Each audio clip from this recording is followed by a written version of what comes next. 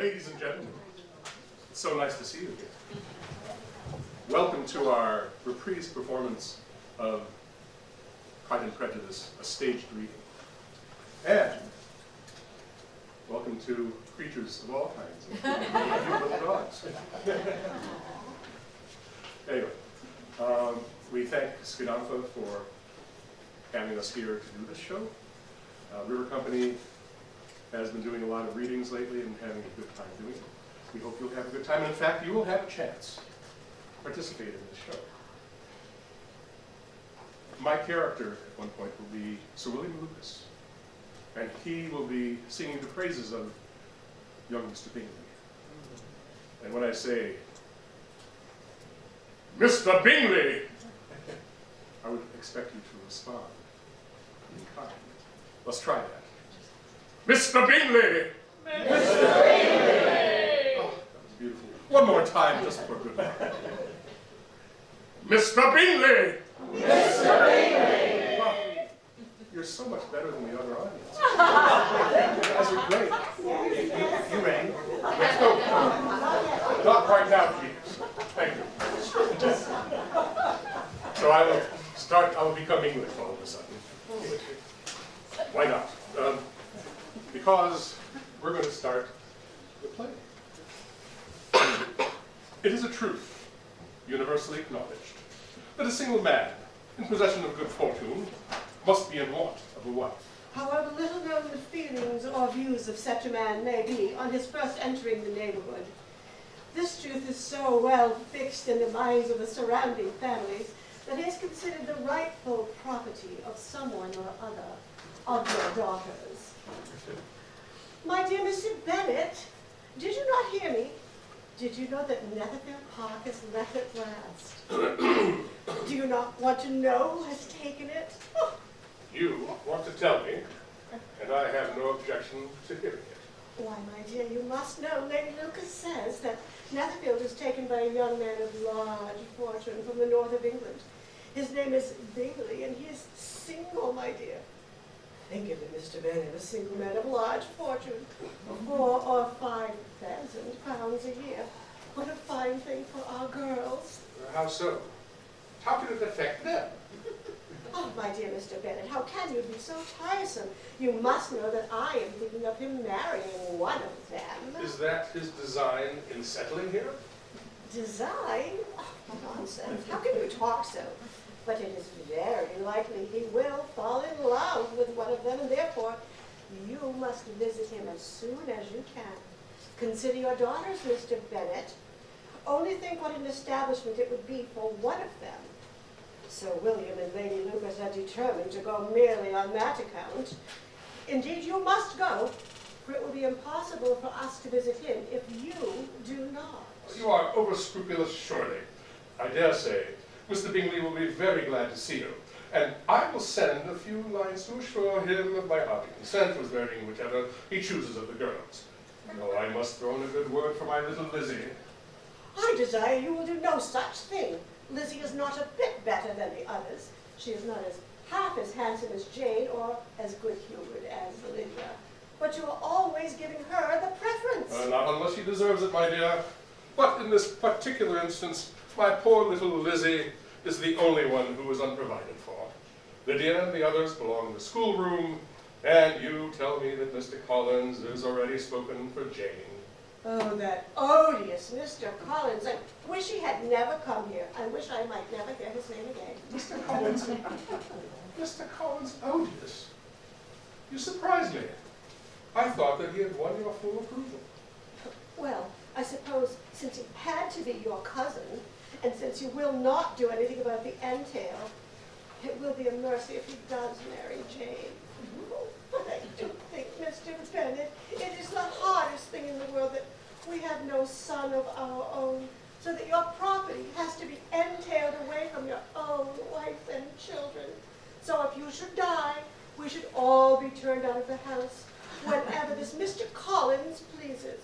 He certainly does seem to have all the luck in the world. And here he has just got this good living from that grand lady, Catherine de Bourgh. But, my dear, do not give way to such gloomy thoughts. Let us go for better things. Let us flatter ourselves that I may be the survivor. Well, I do not know about that, but I do know that it is too monstrous that after you are gone, I shall be forced to make way for this man and live him to see master in this house. Oh, my dear. And if it were not the entail, I should not mind who was the survivor. What should not you mind? I should not mind anything at all. Let us be thankful that you are preserved from a state of such insensibility. But it certainly is a most iniquitous affair, and nothing can clear Mr. Collins from the guilt of inheriting Longbourn. However, you know he is doing his best to mend matters. He is. He's not only handsomely apologized for the fault, he has now assured us of his readiness to make every possible amends by marrying one of the girls. Surely, my dear, you must acknowledge that this plan is excessively generous on his part. Well, I suppose it might be worse. With Jane so well settled, and a single man like Mr. Bingley in prospect, I think you should be quite cheerful. Mr. Bingley, but we shall never know Mr. Bingley. Oh, Mr. Bennet, you take such delight in vexing me. You have no compassion on my poor nerves. You mistake, my dear. I have a high respect for your nerves. They're my old friends. I have heard you mention them with consideration these 20 years at least. You do not know what I suffer. Oh, that horrid practice! Jane does so keep me at it. Look, I'm tired to death. Oh, my head aches. Your father is so teasing. I cannot persuade him to call on Mr. Bingley at Netherfield, so I suppose we shall never know him. Mr. Bennet, since you will do nothing to help us. Oh, don't keep coughing. For heaven's sakes, have a little compassion on my nerves. Lydia has no discretion in her coughs. She times them ill. I do not cough for my own amusement, Papa. Mr. Bennet, the next ball is tomorrow fortnight. A fortnight's acquaintances, very little certainly. But if we do not venture, someone else will, and if you decline the office, I will take it upon myself. Oh, nonsense, nonsense. I am sick of Mr. Bingley. I'm sorry to hear that. But why did not you tell me so before? If I had known as much a week ago, I certainly should not have called upon him. What? You have really called upon him? Oh, how good you are, my dear Mr. Bennet. It is very unlucky, but as I've actually paid the visit, and as he will likely return it at any time, and bring his friend Mr. Darcy along with him, we cannot now avoid the acquaintance of Mr. Bingley and his party. Oh, my dear Mr. Bennet. I'm for sure you love your girls too well to neglect such an opportunity. Yes, yes, yes. Oh, well, pleased I am. And it was a good joke that you should have already paid Mr. Bingley a visit and never said a word about it. Yes, yes. Well, I must go to the library. Now, Lydia, you can cough as much as you choose. Oh, what an excellent father you have. I do not know how you will ever make him amends for his kindness, or me either, for that matter. At our time of life, it is not so pleasant to be making new acquaintances every day. But for your sakes, we would do anything. Where is Lizzie? Lydia, my love, where is your sister? Oh, she is out walking with Charlotte Lucas and that dismal Mr. Collins. Lizzie? Walking with Mr. Collins? What is Mr. Collins here for, Mama? I am sure I caught Mr. Wickham and the officers having a laugh at him the other day when we went to Meryton. Why does Papa have a cousin like that? You really cannot help it. It is the entail, my love. But I hope that all my girls will be very civil to him, Jane especially. Very well, Mr. Collins. Oh, What is the matter, Mamma? What is the matter? nothing. What have you done with Mr. Collins? Well, Mr. Collins is safe. He's gone down to the library. Oh, how providential. But I have brought someone else with me. Oh, Mr. Wickham.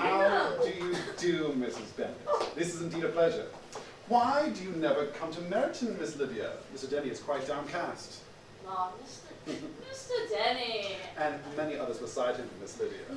Well, it is an age since we saw you, Mr. Wickham. What have you been doing? Colonel Forrester keeps me so busy, I have no time for enjoyment.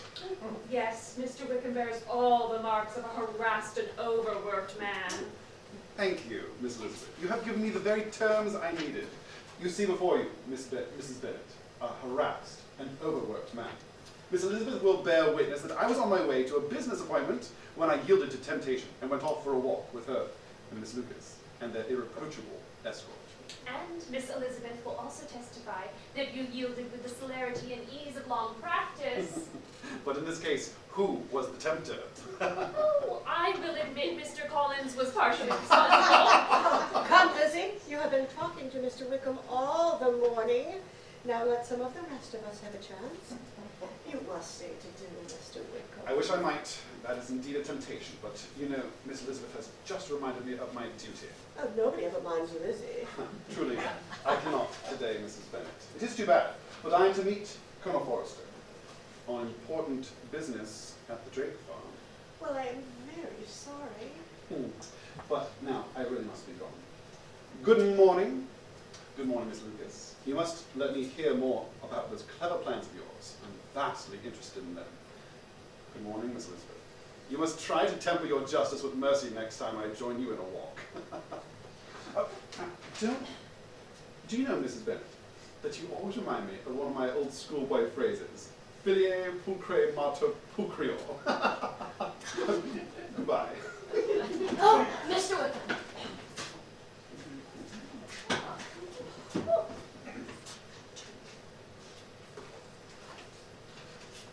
Really, Mama, I think you should speak to Lydia. She is too forward. Nonsense, Jane. You are jealous. Jealous of Lydia? Well, she is no more forward than any of you. All you girls are crazy about Mr. Wickham, but I can't wonder at it. He certainly is a most engaging young man. Oh, what were those French words he said to me as he went out, Lizzie? They were Latin, dear. He paid a very charming compliment to our pretty mamma. He said, "The daughters are lovely, but the mother is lovelier. You know Papa always said you are handsomer than any of us." Oh, my dear Lizzie, I certainly have had my share of beauty, but I don't pretend to be anything extraordinary now. Oh, Mr. Collins, there you are. I do not find Mr. Bennet in the library, madam. Do you know where he is? Why, really, Mr. Collins, I can't imagine. Did you enjoy your walk? Most assuredly, madam. The beauties of nature, not only in the landscape, but also in the fair countenances of my companions, made our expedition a peculiarly enjoyable one. Well, I am very glad of it, I am sure. And I have news. What news, Mamma? Oh, nothing of consequence, Lizzie.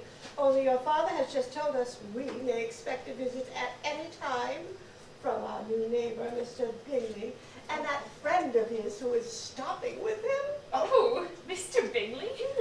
That'll be entertaining. Do you not think so, Mr. Collins? Eh? What? Oh, excuse me, Miss Elizabeth. On what subject did you ask my opinion?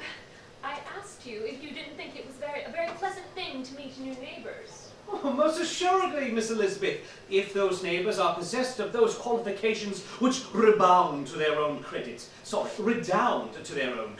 and to the edification of their friends. Otherwise, as a clergyman, I must hesitate in my approval.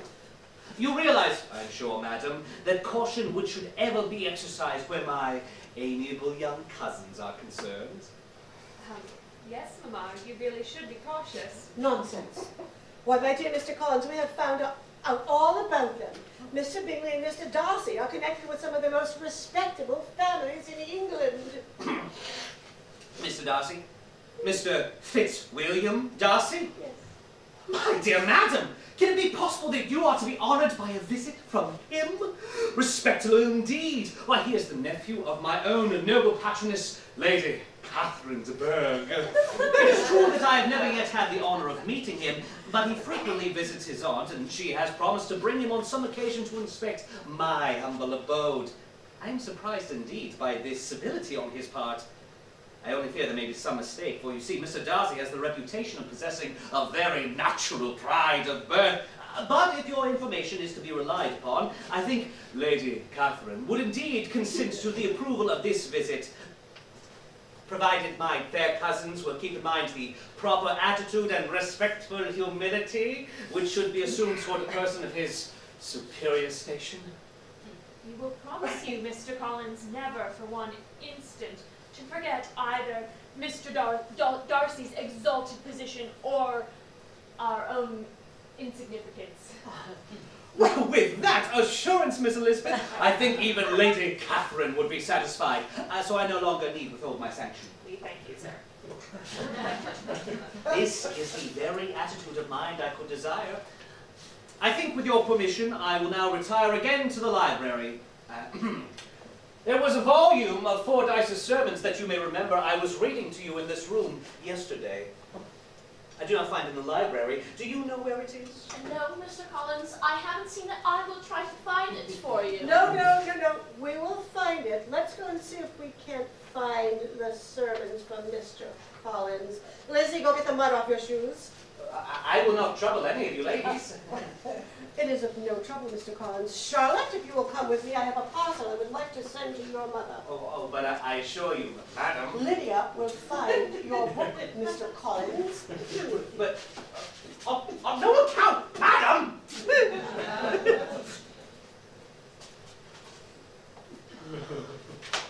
Miss Bennet, do you realize the honor which is so soon to fall upon our humble homes and our equally humble selves? Lizzie, Do you really grasp in its full significance the fact that we may soon be honored by a visit from Mr. Bingley of Netherfield and Mr. Fitzwilliam Darcy, nephew of Lady Catherine de Bourgh?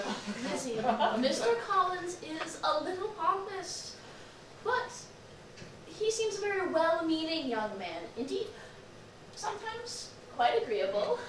No one can be anything but agreeable in the mind of our dear Jane. This time, however, I quite agree with you. I'm as delighted as Papa with Mr. Collins. I can see that his mixture of servility and importance promises well. And I think Mr. Bingley and Mr. Darcy promise well.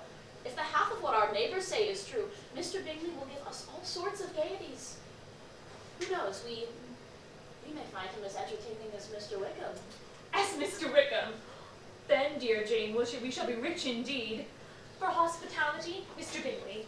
For conversation, Mr. Wickham. For grandeur, Mr. Darcy. And the agreeable Mr. Collins. Lizzie, can you not let the poor man alone? With all my heart, I will gladly let him alone. You shall have him all to yourself. If only Mr. Collins knew your good opinion of him. But he's too modest to find it out for himself. Lizzie, you are a tease. Look, Lizzie, the two gentlemen from Netherfield have just brought their horses into the paddock. They have come soon, Lizzie, really. This is very civil in them. Uncommonly civil.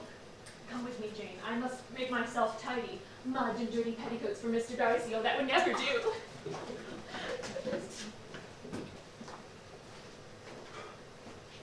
Do you know, Darcy, I believe that was George Wickham we just saw going toward the Drake farm. I think there is no doubt in it. But what is he doing here? He probably is in his regiment, which is stationed at Meryton. No, Darcy, you don't mean it. I confound it. If I had any notion of that, I don't think we need mind George Wickham. I do mind. To think that I should bring you into the neighborhood of that rascal. Well, he must live somewhere, I suppose. Yes, unfortunately. But Darcy, you are a puzzle to me. You are indeed. How can you speak with any charity of a man who for years abused the patience and generous kindness of your father? And who so lately has attempted against your family the most dastardly actions? We have already said too much of George Wickham. I prefer not to discuss him further. Bingley, I entirely understand your indignation. Indeed, I share it so fully that I dare not trust myself to think of the man's villainy. It is better that I say nothing at all, even to you. I am sure. I beg your pardon, Darcy. Rather, it is of me to ask yours. It's a pretty place, this. Very small. What does this size to do with it? I think we're in luck to have such charming neighbors. You know, we saw two of the young ladies going through the lane the other day. Why, Darcy, one of them is the most beautiful creature I ever beheld. And the other, the one with the dark eyes, she is uncommonly pretty, don't you think so?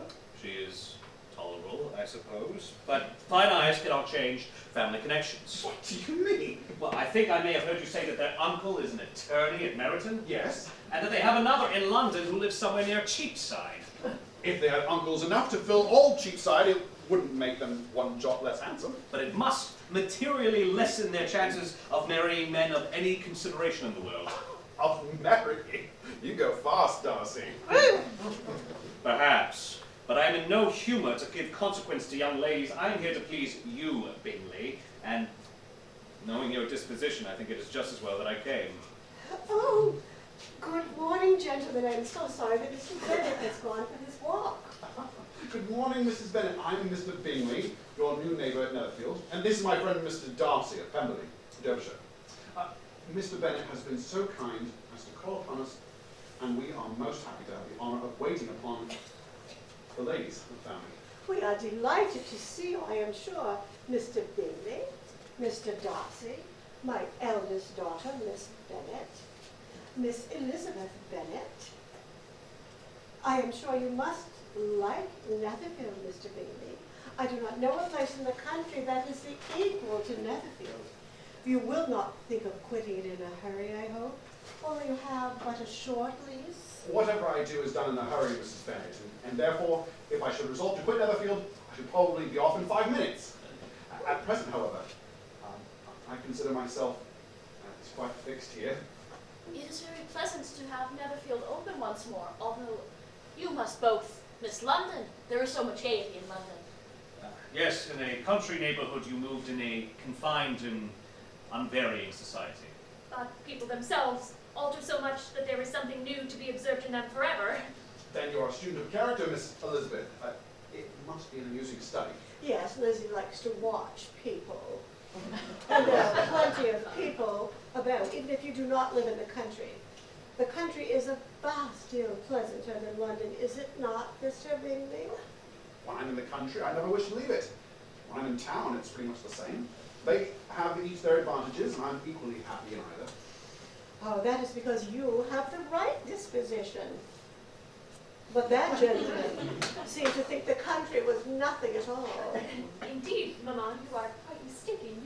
You mistook Mr. Darcy. He only meant that there is not such a variety of people to be met in the country as in town, which you must acknowledge to be true. Certainly, my dear, nobody said that there was. But as to not meeting with many people in this neighborhood, I believe there are few neighborhoods larger. I know we dine with 24 families. Yes, there are many fine estates hereabout. Can you see Sir William Lucas's place from the garden? I'm not quite sure I've placed it.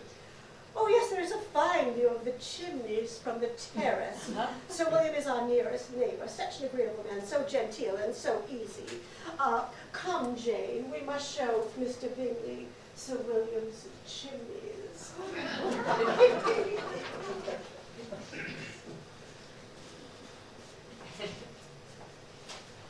Would you not also like to see the chimneys, Mr. Darcy? Thank you.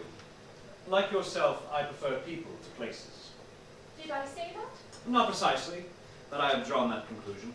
Well, I can laugh at people better than places, and I dearly love to laugh. Isn't that a dangerous trait, Miss Bennet? The wisest and best of men may be rendered ridiculous by a person whose first object in life is a joke. Certainly, but I hope I never ridicule what is wise or good. Whims and inconsistencies do divert me, I own, and I laugh at them whenever I can. But these, I suppose, are precisely what you are without. Oh, perhaps that is not possible for anyone, but it has been the study of my life to avoid those weaknesses which often expose a strong understanding to ridicule. And in your list of weaknesses, do you include such faults as vanity and pride, for instance? Yes, vanity is a weakness indeed, but pride, where there is a real superiority of mind, pride will be always under good regulation. I'm perfectly convinced, Mr. Darcy. You have no defect. I've made no such pretension, Miss Bennet. I have faults enough. My temper I dare not vouch for. I cannot forget the follies and vices of others against myself, and my good opinion, once lost, is lost forever. That is a failing indeed. Implacable resentment is a shade in character. But you have chosen your fault well. I really cannot laugh at them. You are safe from me. There is, I believe, in every disposition a tendency to some particular evil, a natural defect which not even the best of education can overcome. And your defect is a propensity to hate everybody. And yours to willfully misunderstand them. The surrounding country is really charming, Mrs. Bennet. Oh, we think so. But you must give us a ball at Netherfield, Mr. Bingley, and then you will see that some of the people who live here are worth knowing. Mamma. Certainly, Mrs. Bennet. I had already decided upon it. I told Mr. Darcy only yesterday that as soon as my sister, Mr. Bingley, arrived, and Nicholas could make white soup enough, I should send out cards. Did I not, Darcy? I believe you did. Well, that is vastly good of you, Mr. Bingley, and then perhaps your friend may change his mind about the country.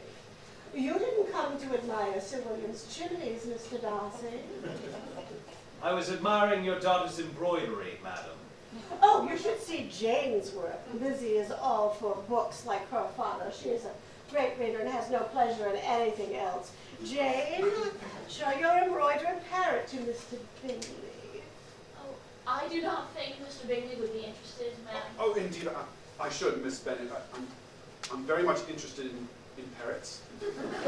Pray show it to me. And it's amazing how young ladies have the patience to be so very accomplished as they are. To think how you all paint tables and cover screens and net purses. It's quite wonderful.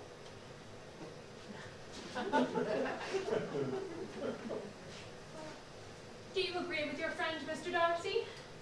His list of the common extent of accomplishments has too much merit. But I cannot boast of knowing more than half a dozen young ladies in the whole range of my acquaintance who are really accomplished. Then you must comprehend a great deal in your idea of an accomplished woman. Perhaps.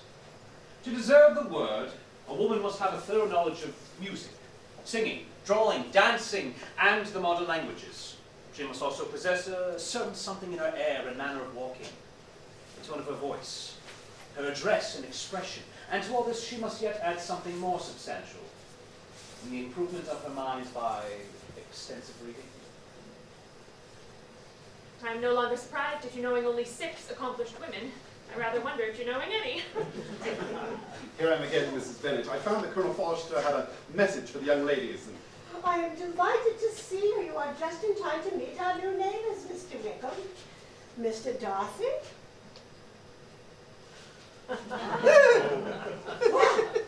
Well, if ever there was a proud, stiff man. Mamma! oh, Mrs. Bennet, I'm sorry we cannot wait for Mr. Bennet. We were on the way to meet my steward, and we are already late for the appointment. I'm very sorry you must go, Mr. Bingley, but I hope you will come again soon. We must engage you soon for dinner. It will be a pleasure. Your best way to the paddock is by the terrace. My dear Miss Elizabeth, I have this moment found out by singular accident that there is now in this room a near relation of my patroness, Lady Catherine III. Will you present me? Okay. Allow me to present my cousin, Mr. Collins, Mr. Darcy, Mr. Collins. My dear sir, I trust you will pardon me for not having paid my respects before. My total ignorance of your presence here must plead my apology. I was not informed of it. Is there any message, sir, which I could take from you to my noble patroness, your aunt, or to your fair cousin, Miss de Bourgh?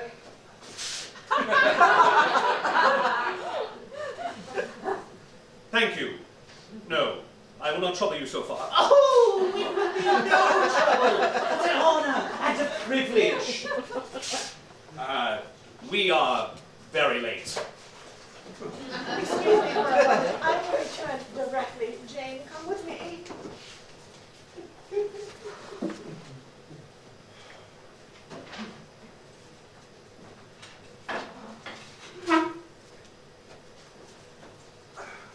How long has Mr. Darcy been in Hertfordshire, Miss Elizabeth?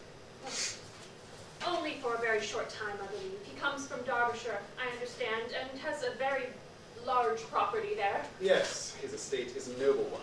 A clear 10,000 per annum. I'm well informed on this head. I have been connected with Mr. Darcy's family in a particular manner since my infancy. Indeed. You may well be surprised, Miss Elizabeth, at this assertion after seeing the very cold manner of our meeting just now. Are you much acquainted with Mr. Darcy? No. Though I have heard of him, I met him for the first time today. But even on this short acquaintance, I should take him to be an ill-tempered man. Miss Elizabeth, you have been witness of Mr. Darcy's treatments of me today, and therefore I feel I must, for my own justification, acquaint you with the facts of my past connection with him.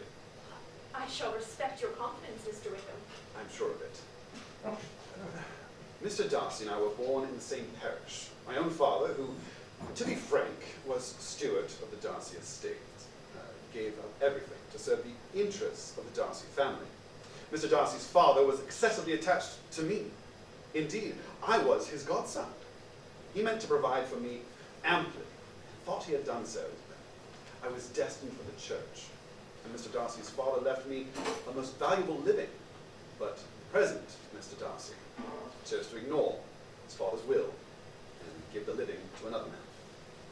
This closed for me the career for which I was most fitted, and left me with almost no means of support. Good heavens! But how could that be? Why did you not seek legal redress? There was an informality in the terms of the will which gave me no hope from the law.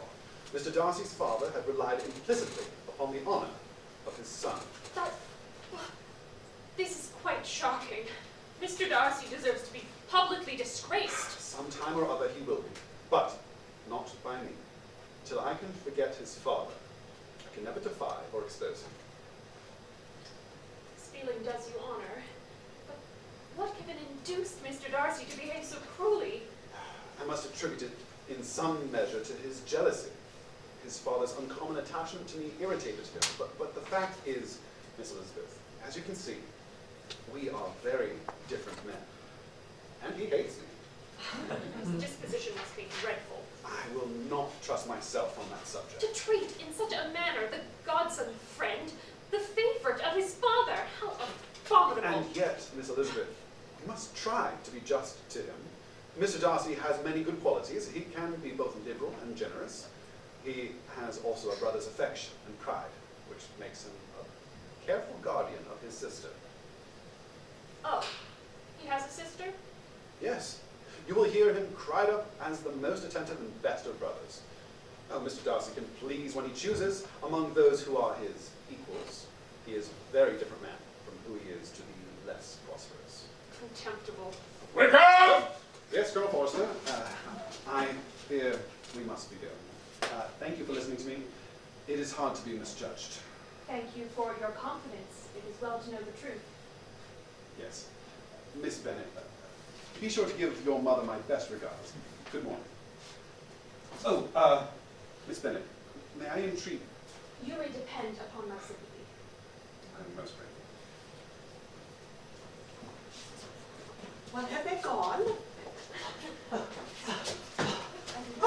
Oh, madam, I'm just returned from attending on Mr. Darcy. Such a privilege. He was most condescending. I was able to tell him that Lady Catherine was very well on Saturday se'nnight. Oh, he is very like Lady Catherine. I'm sure you were impressed by his distinguished manners. Oh, really, Mr. Collins?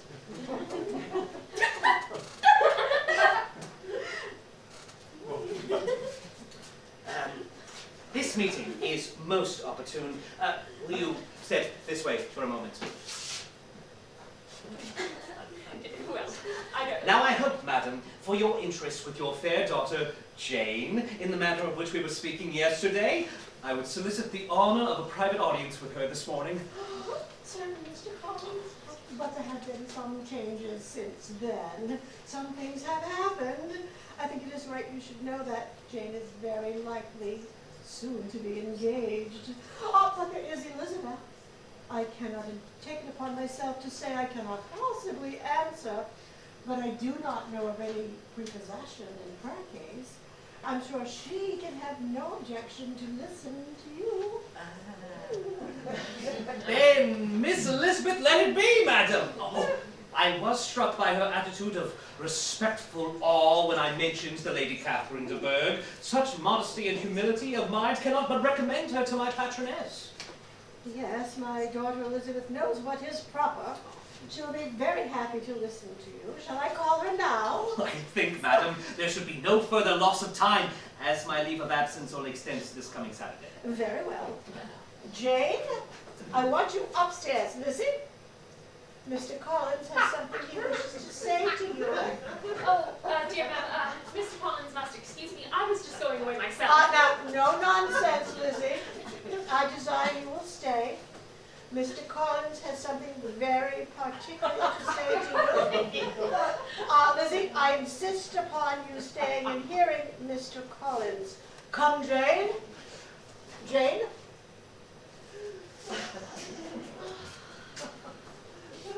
Believe me, my dear Miss Elizabeth, your modesty, so far from doing you any disservice, rather adds to your other perfections. But allow me to assure you that I have your respected mother's permission for this address.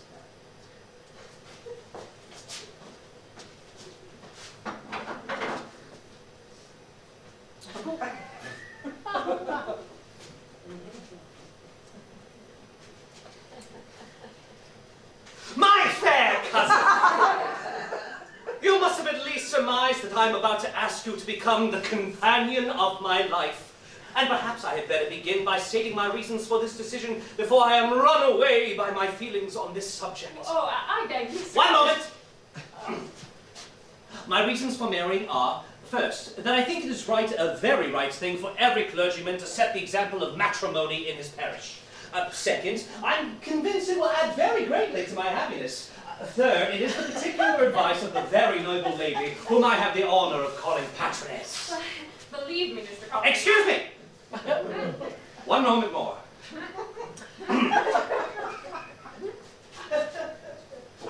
It remains only to be told why my views were directed to Longbourn instead of my own neighborhood. The fact is that being I am to inherit this estate after the death of your father, who, however, may live many years longer, I could not satisfy myself without resolving to choose a wife from among his daughters, that the loss to them may seem as little as possible when the melancholy event takes place. This has been my motive, fair cousin, and I flatter myself to think it will not sink me in your esteem. Mr. Collins, I... 1 moment more!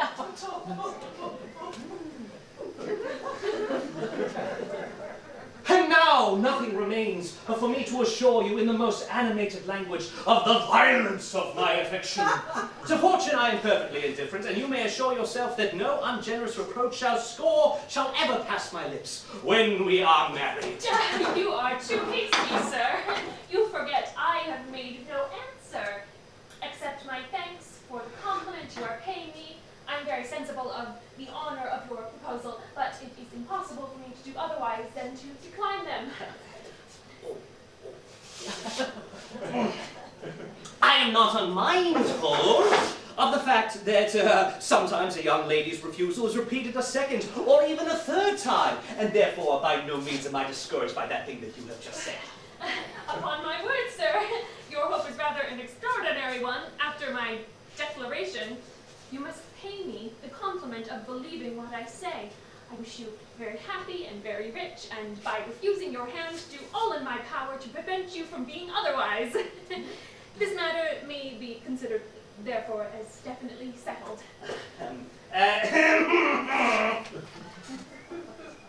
One moment. When I do myself the honor of speaking to you next on this subject, I shall hope to receive a more favorable answer. Really, Mr. Collins, you puzzle me exceedingly. I know not how to express my refusal in such a way as it may convince you of its being one. You must give me leave to flatter myself, dear cousin. Your refusals of my address are merely words, of course. I shall choose to attribute them to the wish of you wishing to increase my love by refusal, according to the usual practice of elegant females. Please do not consider me now as an elegant female. I would rather be paid the compliment of being believed sincere. To accept your proposal is absolutely impossible. Can I speak plainer? You are uniformly charming. But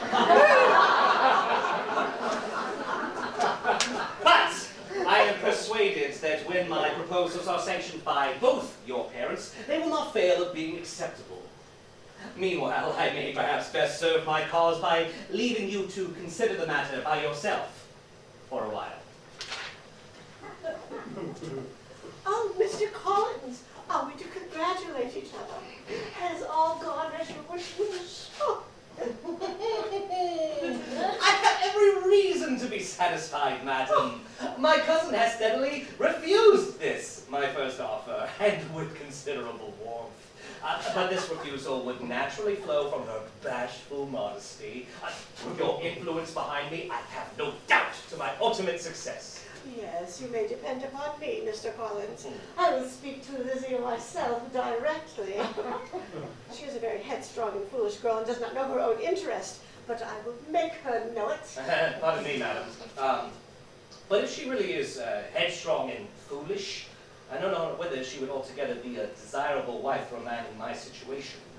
If, therefore, Miss Elizabeth persists in rejecting my suit, it were better not to force her into accepting me. Oh, sir, you quite misunderstand me. Lizzie is only headstrong in matters such as these. In everything else, she is as good-natured a girl as ever lived. Let me see her alone for a moment. That would be best. But, madam, I shall very soon settle it with her, I am sure. Lizzie, what is the meaning of all this? Have you refused Mr. Collins? Yes, Mama, but please listen. No, I will not listen. I tell you what, Miss Lizzie. If you take it into your head to go on refusing every offer of marriage in this way, you will never get a husband at all. I'm going at once to the library to speak to your father. You will listen to him, perhaps. Oh, there he is now. Oh, Mr. Bennet, Mr. Bennet. Oh, Mr. Bennet, you are wanted immediately. We are in an uproar. You must come and make Miss Lizzie marry Mr. Collins, for she vows she will not have him, and if you do not make haste, Mr. Collins will change his mind and not have him. I have not the pleasure of understanding you. Of what are you talking? Oh, Mr. Collins and Lizzie. Lizzie declares she will not have Mr. Collins, and Mr. Collins begins to say he will not have Lizzie. Lizzie? I thought it was Jane. No, it's Lizzie now. Oh. What am I to do on the occasion? It seems a hopeless business. Speak to Lizzie. Here she is. Tell her that you insist upon her marrying him. Come here, child. This is an affair of importance. I understand that Mr. Collins has made you an offer of marriage. Is that true? Yes, Papa, it is. Very well. And this offer of marriage you have refused. I have, sir. We now come to the point. Your mother insists upon your accepting him. Is that not so, Mrs. Bennet? Yes, so I will never see her again. An unhappy alternative is before you, Elizabeth. From this day, you must be a stranger to one of your parents. Your mother will never see you again if you do not marry Mr. Collins, and I will never see you again if you do.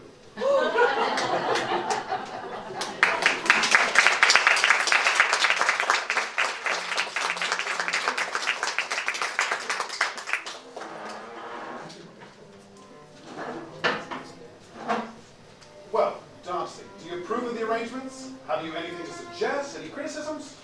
I have no criticisms for the arrangements. But you have for the ball. Yes, I know. Still, I was really obliged to keep my promise. I'm glad to find that with you, an obligation is indeed a promise. Oh, come, Darcy. I understand. Set your mind at rest. I'm going to London with you, although I must say, I do not see the necessity for it. I think you're exaggerating the effect of any small attentions of mine toward Miss Bennet. However, we will cling together and fly a common danger.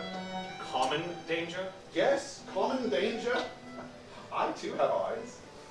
Where will you match the wit and vivacity of Miss Elizabeth Bennet? She is indeed charming. And I admit that were it not for the inferiority of her connections, I might be in some danger.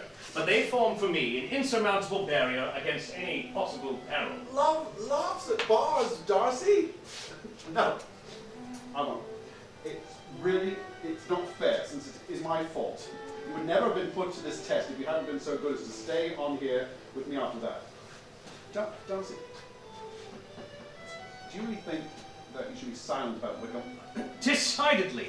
I do not choose to lay my private affairs before the entire world. But the fellow is sailing under false colours. You do not know what the result may be. I really must speak of this again, Darcy, even at the risk of offending you. I am truly concerned at the foothold this rascal has already gained in the Bennet family.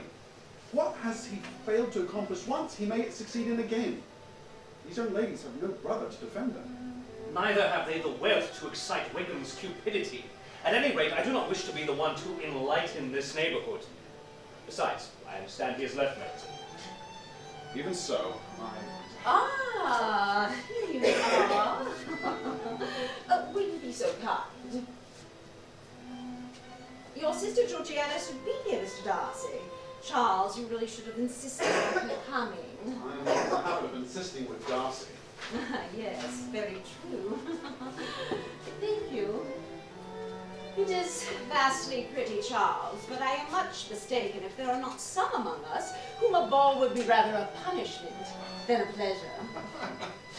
If you mean Darcy, he may go to bed if he pleases before it begins. Oh, but Charles, it would certainly be more rational if conversation instead of dancing were made the order of the day. Much more rational, my dear Caroline, but it would not be so near much like a ball. Come, Caroline, we must be at our posts. The guests will soon be entering the ballroom, and we will leave Darcy to make up his mind whether he will join us later. Miss Bennet.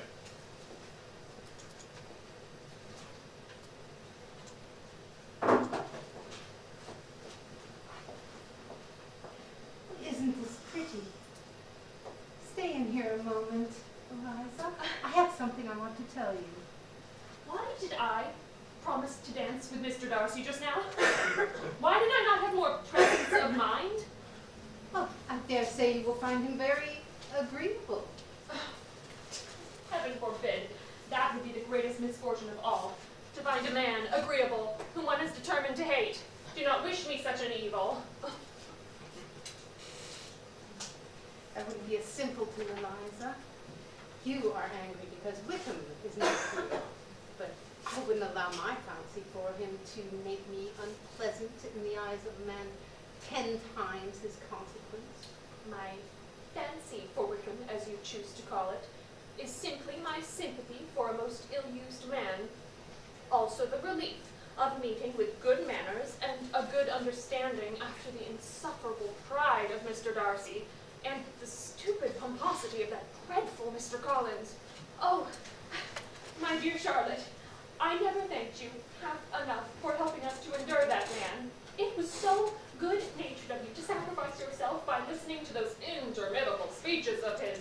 I am more obliged to you than I can express. Oh, what a relief it is to know that he is really gone. Oh, don't, Eliza. You are making it so terribly hard for me. But I must tell you, I am engaged to Mr. Collins. Engaged to Mr. Collins. Oh, Charlotte, impossible, you are joking. Oh no, Eliza, I am in most serious earnest. Why should you be so surprised? Do you think it incredible that Mr. Collins should be able to procure any woman's good opinion because he was not so happy as to succeed with you? Well, no, of course not. And, well, you must forgive all I have just said.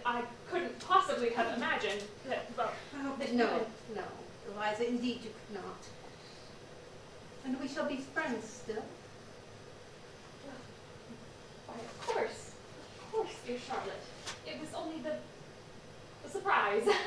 You know how fond I am of you. You know I wish you all unimaginable happiness.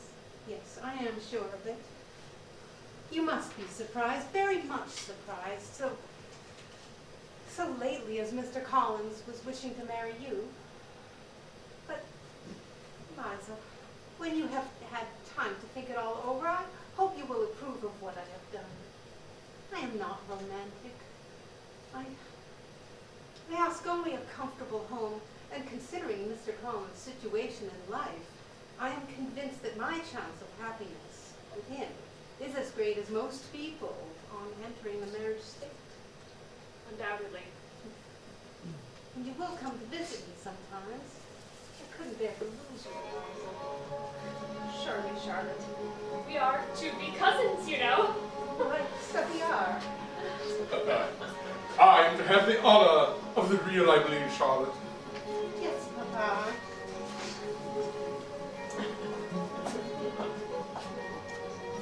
Well, the world is surely upside down. Charlotte and Collins, what a match. Why? I do believe the reel is half over. I dearly love the reel and shall miss it altogether. I think we are being treated abominably ill, Lizzie. It seems that Mr. Wickham has gone off on some business, so he will not be here at all to avoid a certain gentleman.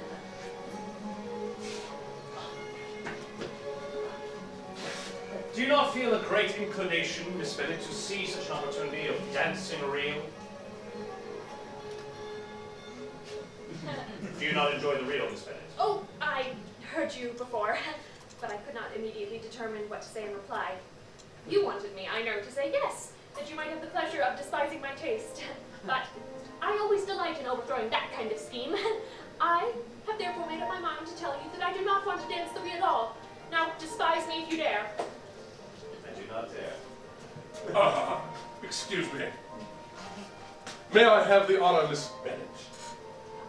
I do not dance the reel, Aha, William. the reel is over. This is our dance.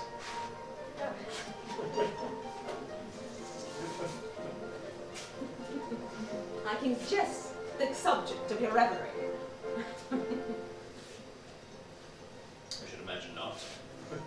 You are considering how insufferable it would be to pass many evenings in such society. Indeed, I am quite of your opinion. I was never more annoyed. The insipidity, and yet the noise, the nothingness, and yet the self-importance of all these people. What would I give to hear your strictures on them? I assure you, your conjecture is totally wrong. My mind was far more agreeably engaged. I was meditating on the very great pleasure which a pair of fine eyes and the face of a pretty woman can bestow. Indeed. And will you not tell me what lady has the credit of inspiring such reflections? Miss Elizabeth Bennet. Why, Miss Elizabeth Bennet? I am all astonishment. How long has she been such a favorite? Pray, when am I to wish you joy? That is exactly the type of question which I expected you to ask. A lady's imagination is very rapid. It jumps from admiration to love, from love to matrimony in a moment. I knew you would be wishing me joy. Nay, if you're so serious about it, I shall consider the matter as absolutely settled. You will have a charming mother-in-law. Of course, she will always be at Pimpleton with you. Perhaps you might give her a few hints as to the advantage of holding her tongue. Thank you. Have you anything else to propose for my domestic felicity? Oh, yes. Let the portrait of your uncle, the attorney, be placed next to your great-uncle, the judge. They are in the same profession, you know, only in different lines. And as for your Elizabeth's picture, well, you must not do to have it taken. For what painter could do justice to those beautiful eyes? It would not be easy indeed to catch their likeness, but Their color, the shape, the eyelashes, so remarkably fine, might be copied. Oh, I fear not. Oh, comes the fair one now. And Mamma-in-law as well. Well, I will not intrude on this family party. I thought this next dance was the one you liked so much, Darcy. Let me find you a partner. So it is, and thank you, but I have one.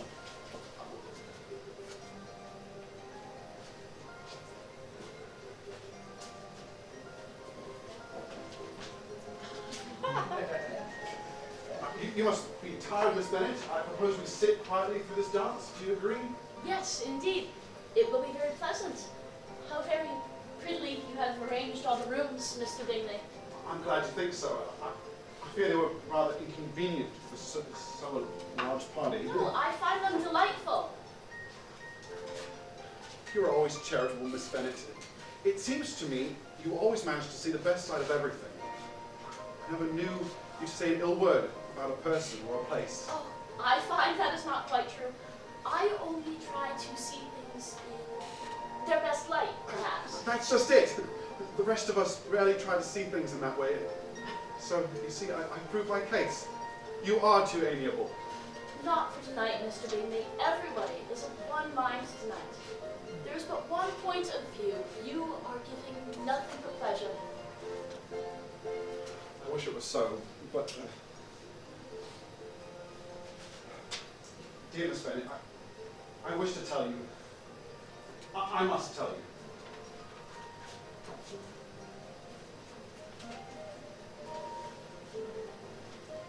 It is your turn to say something now, Mr. Darcy. I talked about the dance, and you ought to make some kind of remark on the size of the rooms or the number of couples. I assure you I will say whatever you wish. Very well, that reply will do for the present. Perhaps by and by I may observe that private balls are much pleasanter than public ones. Do you talk by rule, then? Sometimes one must speak a little, you know, and yet for the advantage of some, conversation ought to be so arranged that they have the trouble of saying as little as possible. Are you consulting your own feelings in the present case, or do you imagine that you are gratifying mine? Both. For I have always seen a great similarity in the turn of our minds. We are each of an unsocial, taciturn disposition, unwilling to speak, unless we expect to say something that will amaze the whole room, and be handed down to posterity with all the eclat of a proverb. This is no very striking resemblance of your own character, I am sure. How near it may be to mine, I cannot pretend to say. You think it a faithful portrait, undoubtedly. I shall not decide on my own performance. I am surprised not to see Mr. Wickham here tonight. I find he is a great favorite with the officers. He has made many friends among them. Mr. Wickham is blessed with such happy manners as may ensure his making friends. Whether he may be equally capable of retaining them is another matter entirely. He's been so unlucky as to lose your friendship, in a manner which he is likely to suffer from all his life. What a charming amusement for young people this dancing is, Mr. Darcy. I consider it one of the first refinements of polished societies. Certainly, sir. And it has the advantage also of being in vogue amongst the less polished societies of the world. Every savage can dance. Do you often dance at St. James? No, sir, never. But I must not further interrupt you, sir. I only wish to tell you once more how highly gratified I am at your superior dancing, and allow me also to say that your fair partner does not disgrace you. It is a great pleasure to see you together. But let me not interrupt you. You will not thank me, Mr. Darcy, for detaining you from the bewitching converse of that young lady, whose bright eyes are also radiant.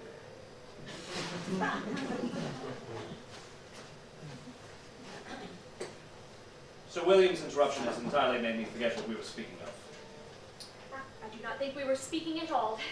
Sir William could not have interrupted any two people who had less to say for themselves.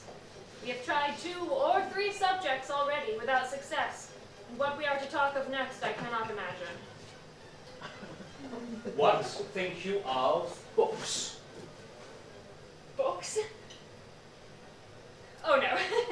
I am sure we never read the same, or not with the same feeling. I'm sorry you think so. But if that be the case, there can at least be no want of subject. We may compare our different opinions on it. No, I cannot talk of books at a ball. My head is always full of something else. The present occupies you to such extent as does it? Yes, always. I remember hearing you once say, Mr. Darcy, that you hardly ever forgave, that your resentment once created was unappeasable. You are very cautious, I suppose, as to its being created, I am. and never allow yourself to be blinded by prejudice. I hope not. It is particularly incumbent on those who never change their opinion to be secure of judging properly at first. May I ask to what these questions lead?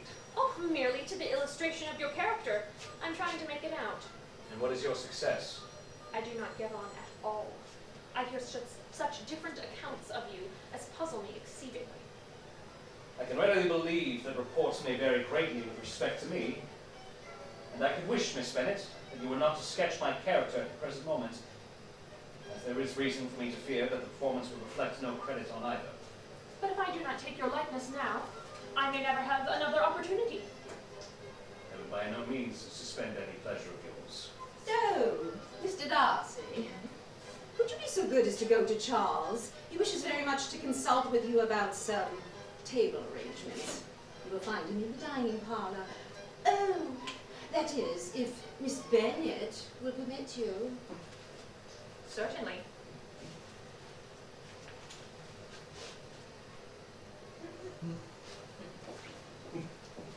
So, Miss Bennet, I hear that you are quite delighted with George Wickham. He must have told you all a pretty tale. As to Mr. Darcy's using him ill, it is perfectly false. I do not know the particulars, but I do know that George Wickham has treated Mr. Darcy in a most infamous manner. His coming into the county at all is an insolent thing. I feel very strongly on this point, Miss Bennet, as Mr. Darcy's interests are so intimately associated with our own. We hope Miss Georgiana Darcy may sometime become my sister. My brother admires her greatly. Ah, Yes. And therefore, we resent these falsehoods and this presumption on the part of George Wickham. But really, considering his descent, we could not expect much better. He has evidently forgotten to tell you that he is the son of old Wickham, steward to the late Mr. Darcy. his guilt and his descent appear by your account to be the same. I have heard you accuse him of nothing worse than being the son of Mr. Darcy's steward, and of that I can assure you he informed me himself. Oh, excuse me. I beg your pardon. Excuse my interference. It was kindly meant. Insolent girl.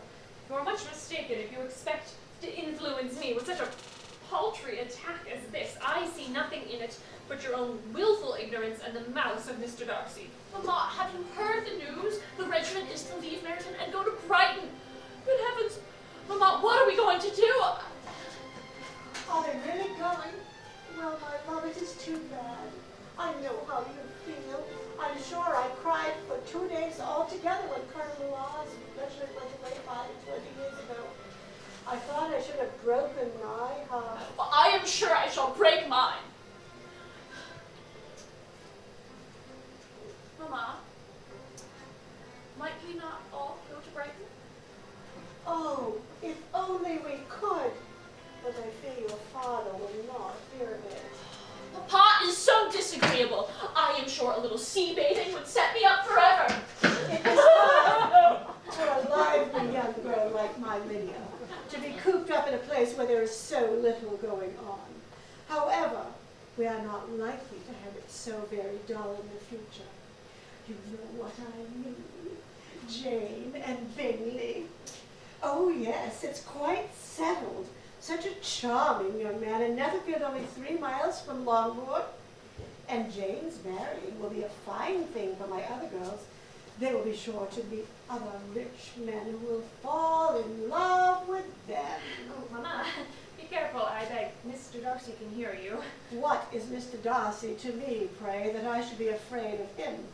I am sure we owe him no particular civility, as to be obliged to say nothing he might not like to hear. For heaven's sake, madam, speak lower. What advantage can it be to you to offend Mr. Darcy? You will never recommend yourself to his friend by doing so. That is enough, Lizzie. I think I can take care of myself.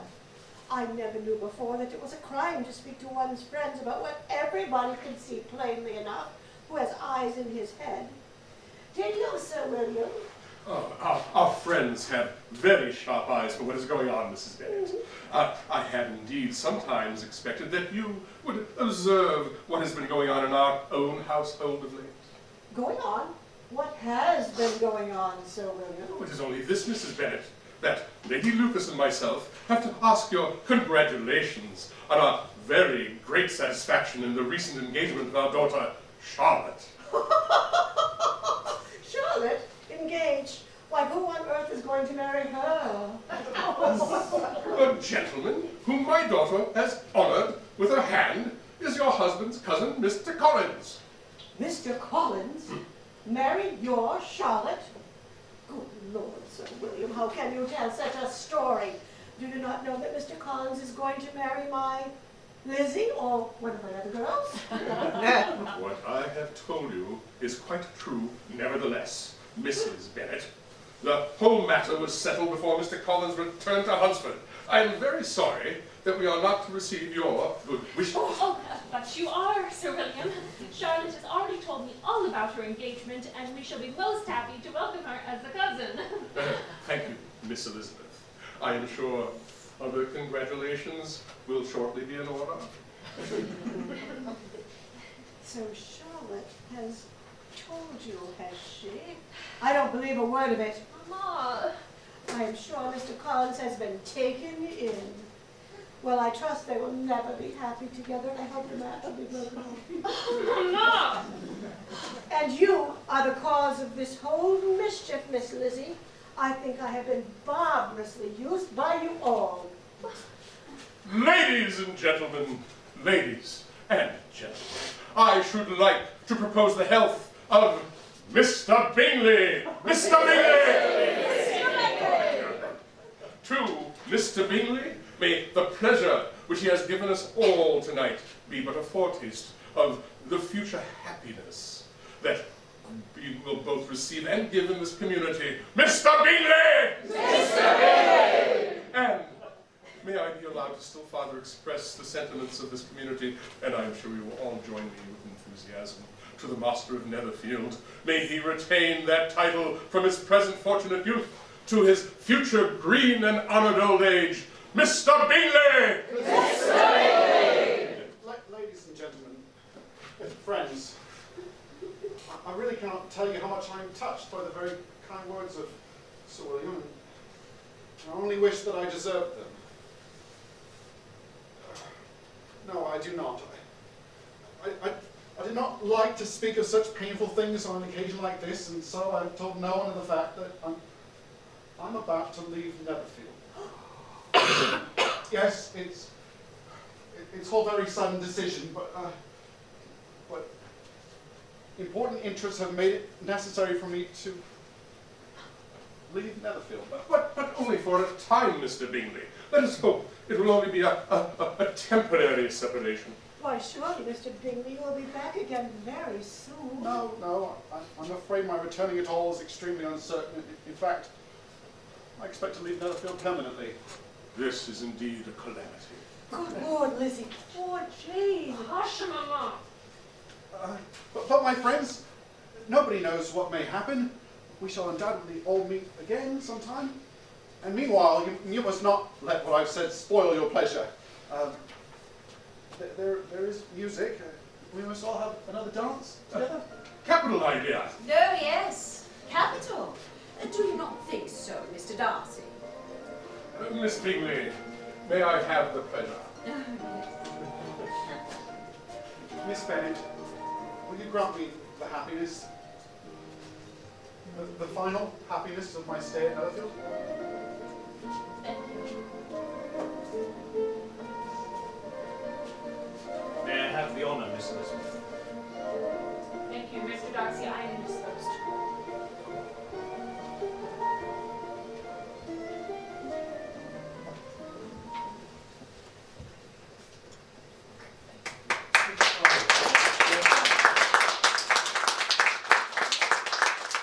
There will be a 10-minute intermission and refreshments, seltzer, water, and cookies, and some gluten-free brownies. Wow.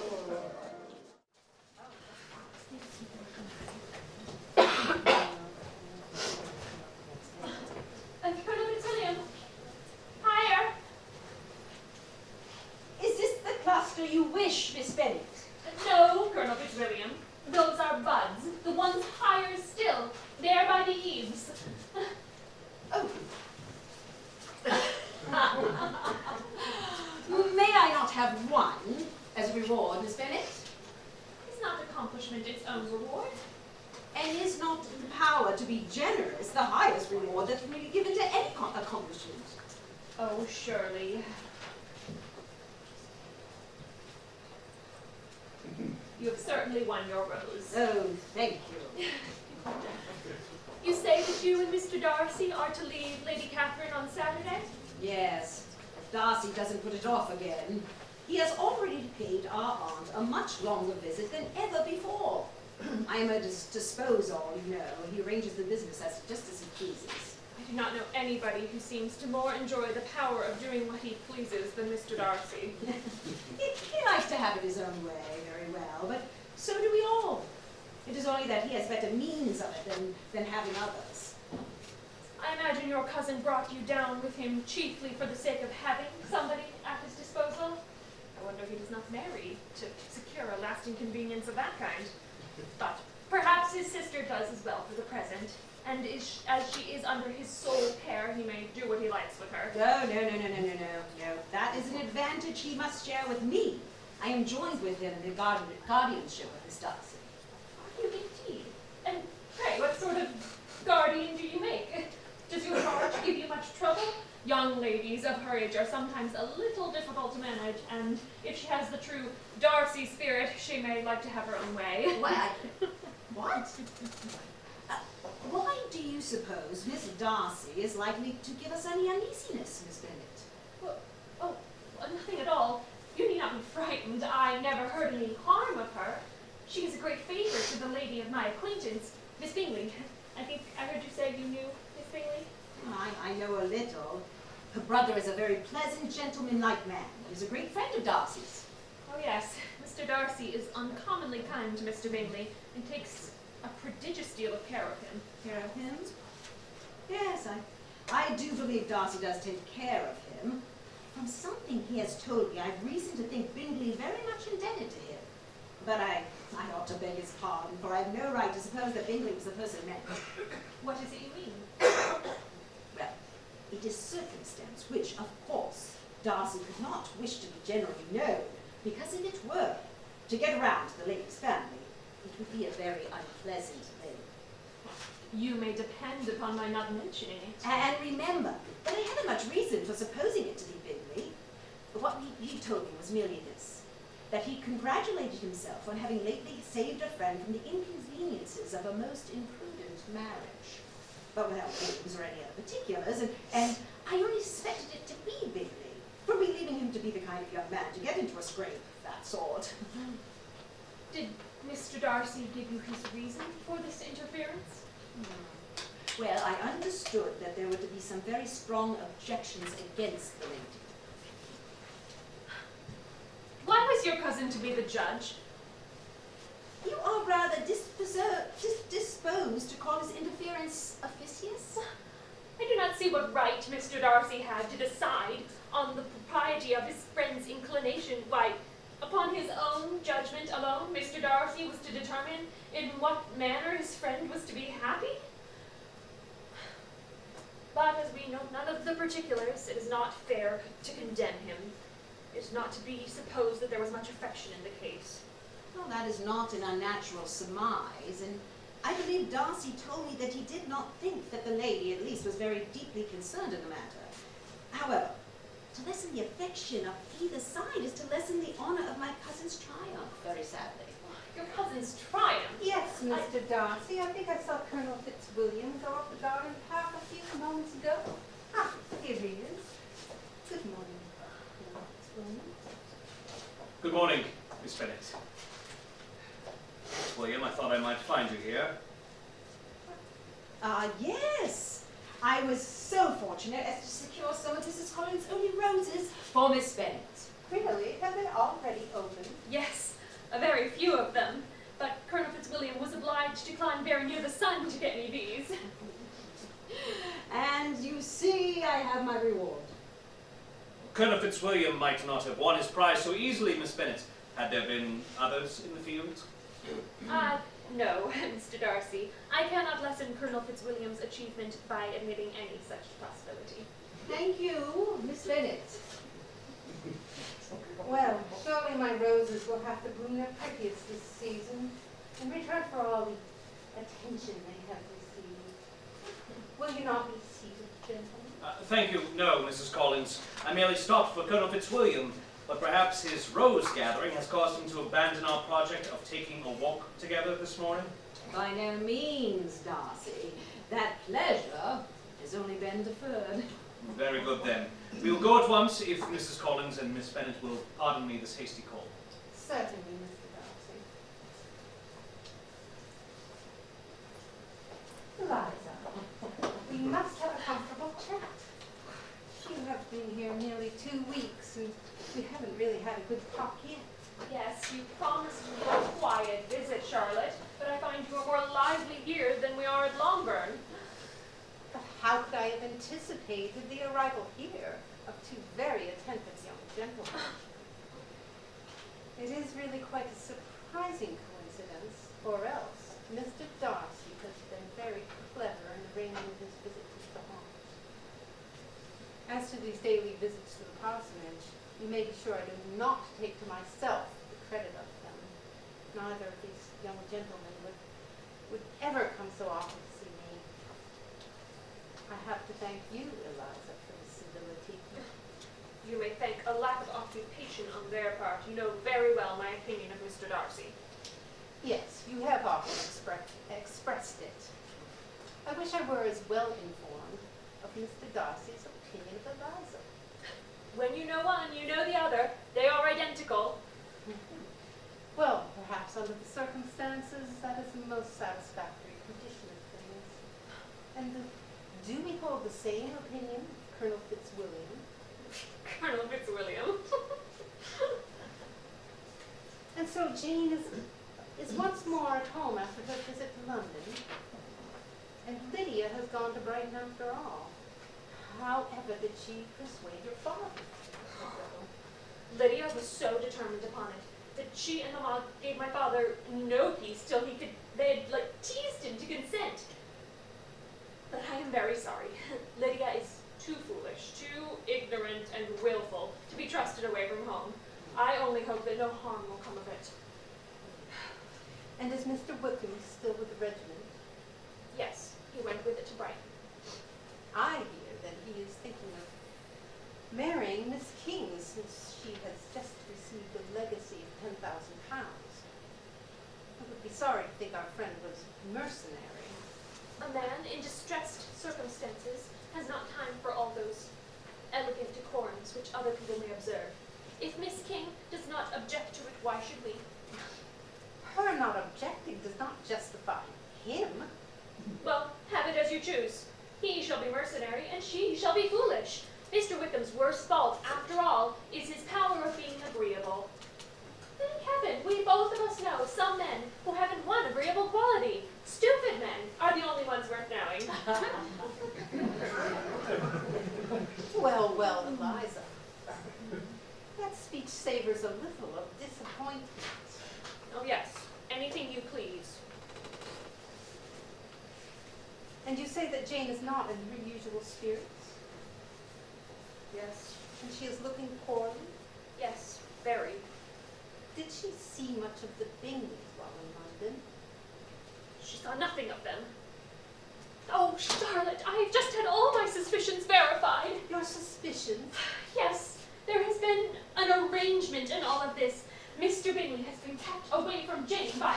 Don't imagine any such nonsense, Eliza. A young man like Mr. Bingley so easily falls in love with a pretty girl for a few weeks, and when accident separates them, so easily forgets her. This sort of inconstancy is very frequent. We do not suffer from accident, Charlotte. A young man of independent fortune does not suddenly decide of his own free will to think no more of a girl with whom he was violently in love. But were they so violently in love? Yes, I never saw a more promising inclination. Why, Mr. Bingley would talk of no one else, would look at no one else. Is not general incivility the very essence of love? It is usually a good test. But if Jane did not return his affection, it really did not seem to me that there was anything violent in Jane's attitude.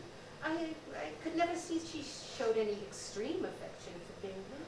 Well, I know that Jane was very much in love with him, and she showed her affection as much as her nature would allow. If Mr. Bingley didn't see it, he must have been a simpleton. No, the real trouble was that Jane didn't see him often enough, perhaps, to make her understand his character. Oh, if Jane were married to Bingley tomorrow, I should think she had as good a chance of happiness as if she were studying him for 12 months. It is far better to know as little as possible what person you are to pass In some cases, that is undoubtedly true. A very charming domestic picture.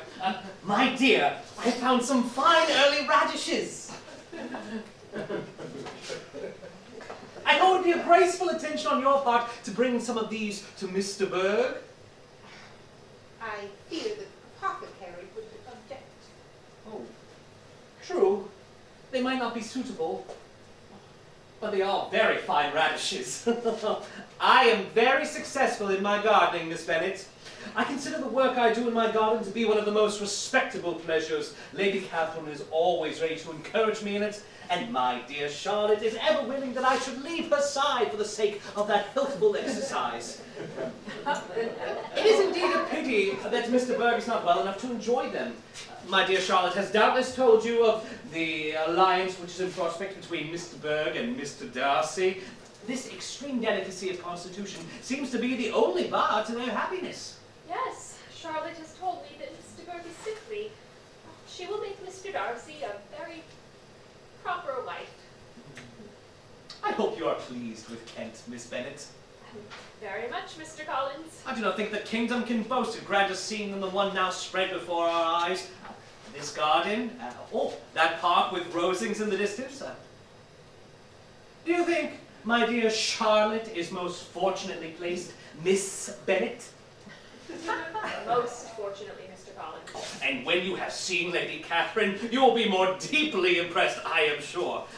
We can hardly expect her to call upon you. This illness of Mr. Berg would prevent it, and in any case, it would be an act of extreme condescension on her part. But I am quite confident that you will receive an invitation to drink tea of a Sunday evening with her, after Mr. Darcy and his cousin are gone, of course. And we may later have an invitation to dinner, although I would not for the world arouse new fake hopes which might be shattered and... Lady Catherine's carriage is turning into the driveway! And she's in it! Lady Catherine is this hour? What amazing condescension! Oh, my dear, I am quite unprepared.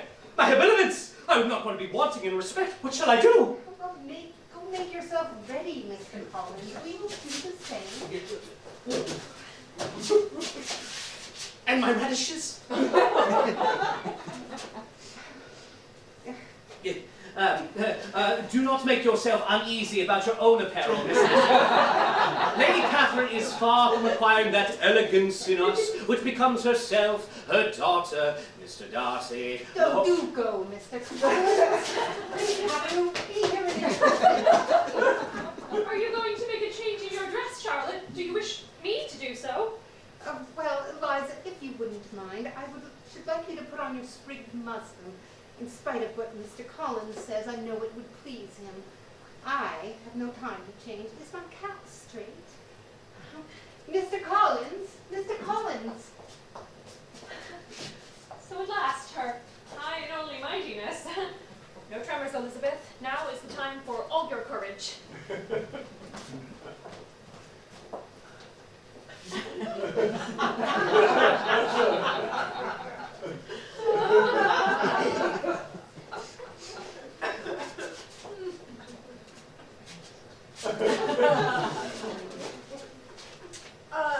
You keep too many hens, Mrs. Collins. There is just a certain number that are profitable. Beyond that, there is waste. A clergyman's wife should set an example of thrift. You should take my advice. Mrs. Collins will in the future regulate her poultry yard according to your directions, Lady Catherine, if you would be so condescending as to give them. Yes, thank you, Lady Catherine. Will your ladyship take some refreshment? Yes, let me fetch you a cup of tea. No, I wish nothing, but you, Mr. Collins, you may go and see if Jones is walking the horses up and down. I do not trust Jones. With great pleasure, your ladyship. I thought you had a visitor, Mrs. Collins. Yes, your ladyship, I have. It is my friend, Miss Elizabeth Bennet. She is a cousin of Mr. Collins and a neighbor of ours in Hertfordshire. Well, I have heard about her. Fitzwilliam says she is a very gentle, pretty sort of girl. Indeed, she is, Lady Catherine. Well, where is she? She has gone to make a little change in her dress before presenting herself to your ladyship. Oh, very proper, very proper. I am delighted to hear that Miss de Bourgh is better. Yes, thank you. She is greatly improved. Well, this Miss Bennet sure takes her time. I am sure she will be here in a moment. Oh, here she is. Lady Catherine, Miss Elizabeth Bennet. Oh, how do you do, Miss Bennet? You are younger than I thought. Indeed? You know my nephew, Mr. Darcy. Yes, I met him in Hertfordshire. And you know Colonel Fitzwilliam? I have only met Colonel Fitzwilliam since coming here. Has your governess left you? My sisters and I never had a governess, ma'am. No governess? I never heard of such a thing. Your mother must have been quite a slave to your education. I assure you she was not, Lady Catherine. Well, then, who taught you? Without a governess, you must have been neglected. Such of us as wish to learn never wanted the means, madam. Well, if I had known your mother, I should have advised her most strenuously to engage a governess. I should have seen to it myself. Oh, Mrs. Collins, I will send you some more of the parish petticoats to hem. Young ladies should never be idle. Pray, what is your age, Miss Bennet? I am not 1 and 20. You have sisters, have not you? Yes, madam. Are any of them out? All, madam. All? All out at once? Very odd. Out before the oldest is married. Really, madam, I think it would be very hard on younger sisters not to have their share of society because the eldest one does not happen to be married. That would hardly be likely to promote sisterly affection or delicacy of mind. Upon my word, you give your opinion very decidedly for so young a person. Your sisters may be married before you. You must not be too ambitious. A good many young girls have lost their chances through being too ambitious. Mrs. Collins, I suppose you have told Miss Bennet here about Pemberley, Mr. Darcy's estate. Yes, Lady Catherine. Pemberley is one of the finest places in all of England. My daughter, Anne, is very fond of it, which is fortunate, since she will probably spend the most of her life there. Most fortunate, your ladyship. You see my nephews here often, Miss Bennet? Yes, very often, Lady Catherine. Well, idle young gentlemen often make very foolish use of their time. My daughter, Miss de Bourgh, is unfortunately not able to accompany Mr. Darcy in his walks as often as both of them would desire. I think your ladyship's mind may be quite at rest about the horses. Joan seems to have them well in hand. Oh, I am glad you have come back, Mr. Collins. I'm going to ask you and Mrs. Collins to go and see the new cottages with me. I shall take you in my carriage. By all means, your ladyship. Well, are you quite ready to go, Mr. Collins? Assuredly, your ladyship, quite. Miss Bennet, I should advise you to write to your family while we are gone. We shall not be very long, Miss Basil. Well, I'm not sure of that, Mrs. Collins. But I have provided an occupation for Miss Bennet during our absence. Good morning, Miss Bennet. I may ask you later for dinner. Good morning, madam.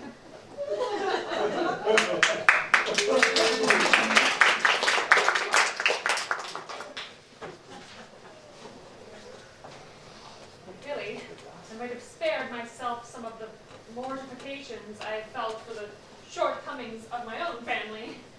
The contrast is not such a violent one after all. However, Lady Catherine can give good advice. I really ought to write to my poor dear Jane.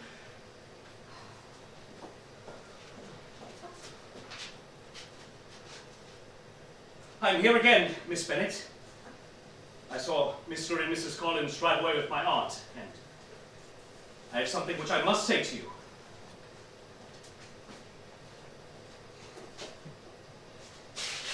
Miss Bennet, in vain have I struggled. It will not do. My feelings will not be repressed.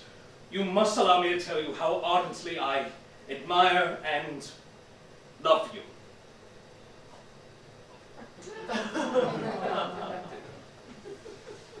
Miss Bennet, I can well understand your own astonishment at this declaration, for I'm amazed at myself. My feeling for you has taken possession of me against my will, my reason, and almost against my character.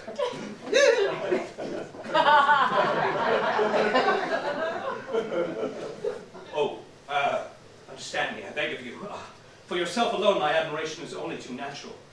I share it with everyone who has the happiness of knowing you, but, pardon me, for it pains me to offend you, the defects of your nearest relations, the total lack of propriety so frequently betrayed by your family has so opposed my judgment to my inclination that it has required the utmost force of passion on my part to put them aside. But my dear Miss Bennet, your triumph is complete. Your own loveliness stands out the fair in its contrast to your surroundings. And I now hope that the strength of my love may have its reward in the acceptance of your hand.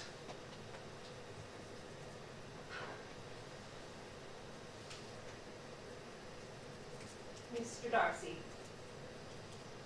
in such cases as these, it is, I believe, the established mode to express a sense of obligation for the sentiments avowed, however unequally they may be returned. If I could feel gratitude, I would not thank you. But I cannot. I have never desired your good opinion, and you have most certainly bestowed it unwillingly. That is all the reply which I am to have the honor of expecting. I might perhaps wish to be informed why, with so little endeavor at civility, I am thus rejected, but it is of small importance. I might as well inquire why, with so evident a design in insulting me, you chose to tell me you liked me against your will, your reason, and even against your character. Was this not some excuse for incivility if I was uncivil? I very clearly explained that the objections which appeal to my reason applied entirely to your family and in no respect to yourself. I am part of my family, Mr. Darcy, and allow me to say that since I've had the opportunity of comparing my relations with your own, the contrast is not so marked as I've been led to suppose. But aside from all questions of either feeling or family, did you think any consideration would tempt me to accept the man who has been the means of ruining, perhaps forever, the happiness of a most beloved sister, and involving her of misery of the acutest kind?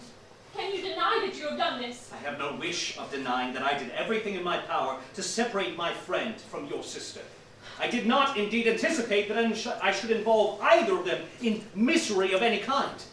On your sister's side, at least, I was never able to discover any symptoms of peculiar regard for Mr. Bingley, while for every reason I must rejoice in my success with my friend. Toward him, I have been kinder than towards myself. Your arrogance in calmly deciding the extent of other people's sentiments does not surprise me. It is of a piece with your whole nature. But your interference with my sister's concerns is not all. Long before it had taken place, my opinion of you was decided. Your character was unfolding in the recital which I received months ago from Mr. Wickham. What can you have to say on this subject? In what imaginary act of friendship can you here defend yourself?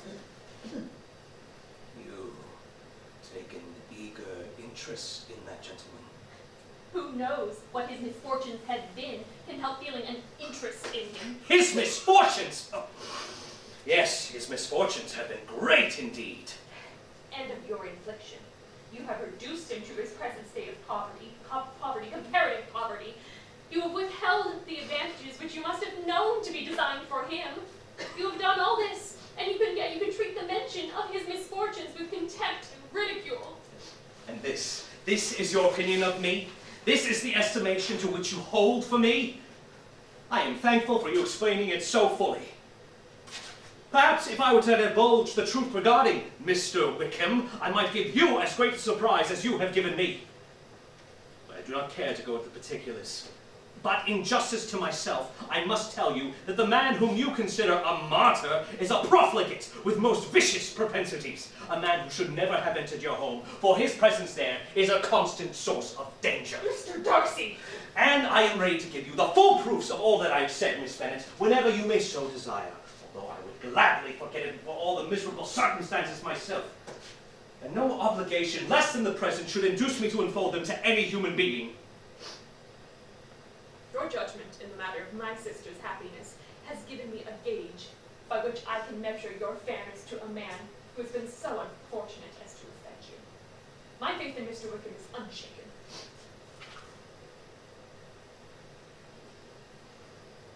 I shall take what you have said, Miss Bennet, as a reflection of my judgment alone. Otherwise, my veracity would be at stake, and this I am sure you did not intend. Indeed, I understand your position so perfectly, I have erred in the manner of my declaration. Your bitter accusations might have been suppressed had I concealed my struggles. It is my own fault. I have wounded your pride.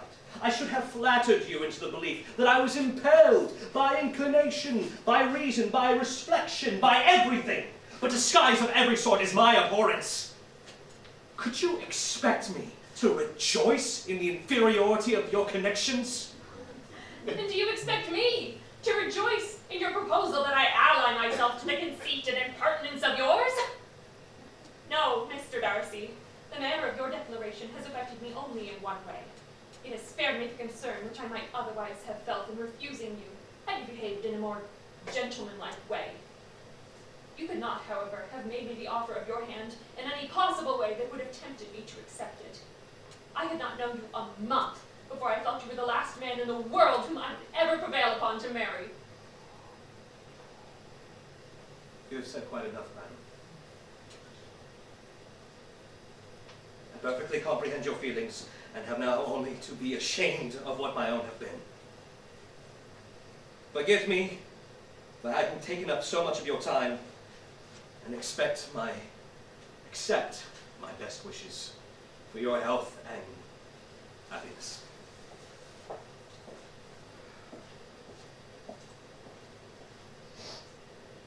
To insult my family.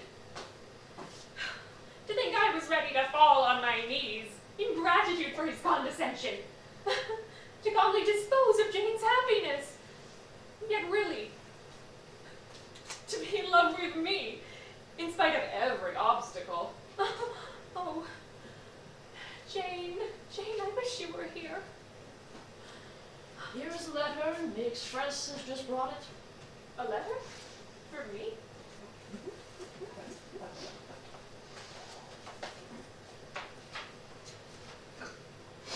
Why, it's from Jane. What can be the matter? Dearest Lizzie, I have bad news for you, and it cannot be delayed. An express came to us last night from Colonel Forster. He told us that Lydia had run away from Brighton with one of his officers to own the truth with Wickham. Wickham? His first thought, they had gone to Scotland, but oh, Lizzie, it is far worse than that. We now know that Wickham never intended to go there or to marry Lydia at all. Oh, Colonel Forster has been here today. He says Wickham is not a man to be trusted. He has left Brighton terribly in debt, and his record is bad in every way. Oh, Lizzie, our distress is very great. My father is going to London with Colonel Forster instantly to try and discover the fugitives. It is hard to ask you to shorten your visit, but we are in such distress that... Oh, where's the express? I must write. Oh, no, I must go. Oh, Lydia, Wickham, I must go at once. I must send someone for a carriage. Oh, Colonel Fitzwilliam, is that you? What is the matter, Miss Bennet? Colonel Fitzwilliam, the express, or can you get me a carriage? I have bad news from home, and I must return there at once, and Mr. Collins is away.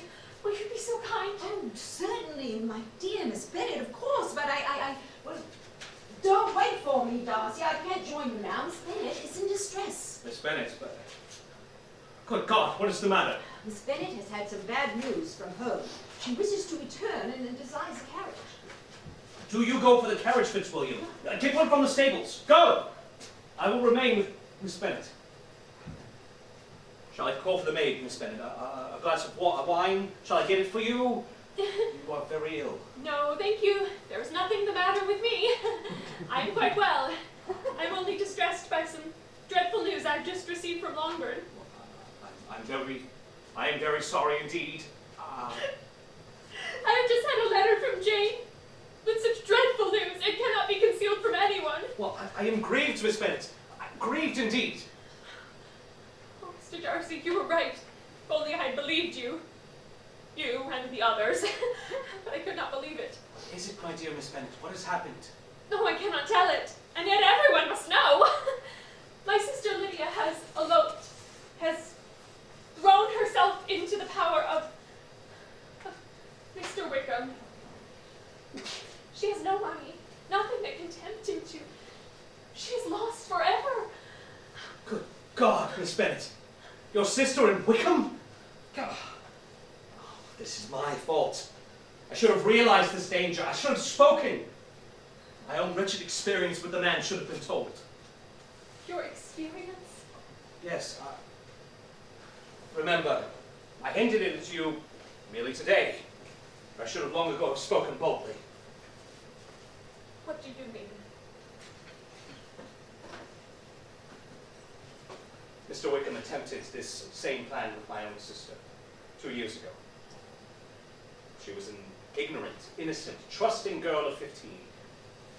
Happily, his villainy was discovered and prevented, but I should have told you. Had his character been known, this could have been avoided. You tried to tell me, Mr. Darcy. Everybody has tried to warn me. I could not believe it. And now, it is too late. Too late. Let us hope not. As is what you've been told certain, absolutely certain? Oh, yes. They left for Brighton together on Sunday night. They are certainly not gone to Scotland. And what has been done or attempted to recover your sister? My father has gone to London. He will beg my Uncle Gardner's assistance. But nothing can be done. I know very well that nothing can be done. How is such a man to be worked on? How are they ever to be discovered? I have not the smallest hope. It is all horrible. Miss Bennet, I have made a wretched mistake in all of this. Would to heaven that anything could be done or said on my part that might make reparation or offer consolation in such distress. Oh, Mr. and Mrs. Collins are returning. What would you have me do? I do not know. I do not know. You really wish to return home at once? Well, yes. Yes, at once. Take me home, Mr. Darcy. Take me home.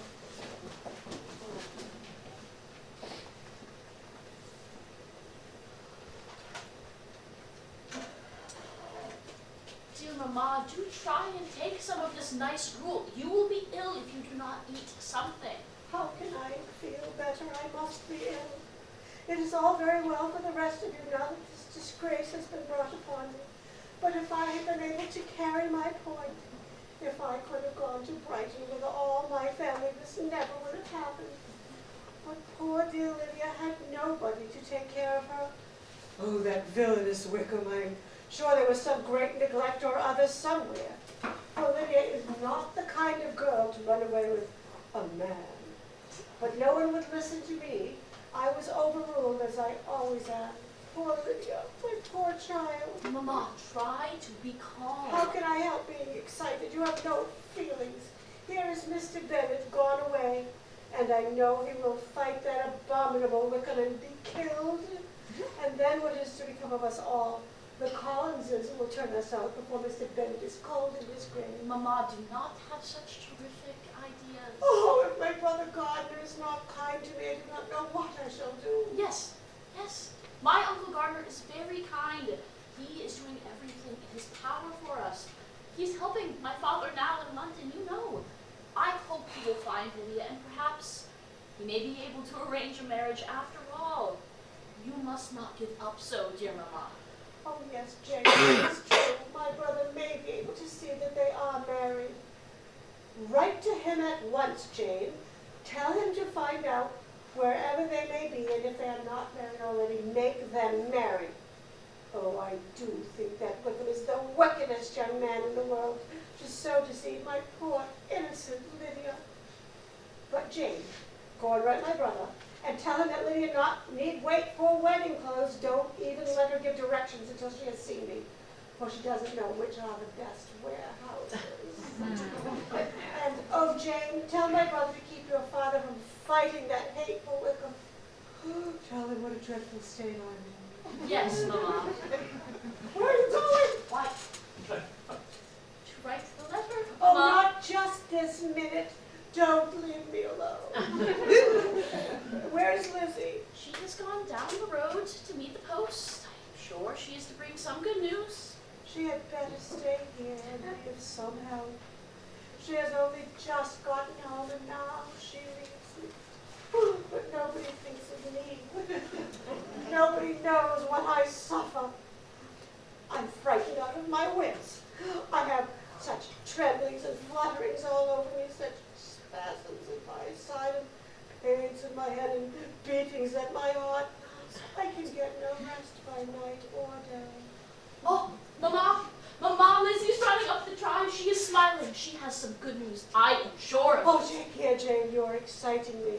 My poor nerves. Good news, Jane, Mamma. They are married. Lizzie! You are sure, Lizzie? Don't excite me. You are sure? Oh, yes, 'tis certain. My dear Aunt Gardner has written me all about it.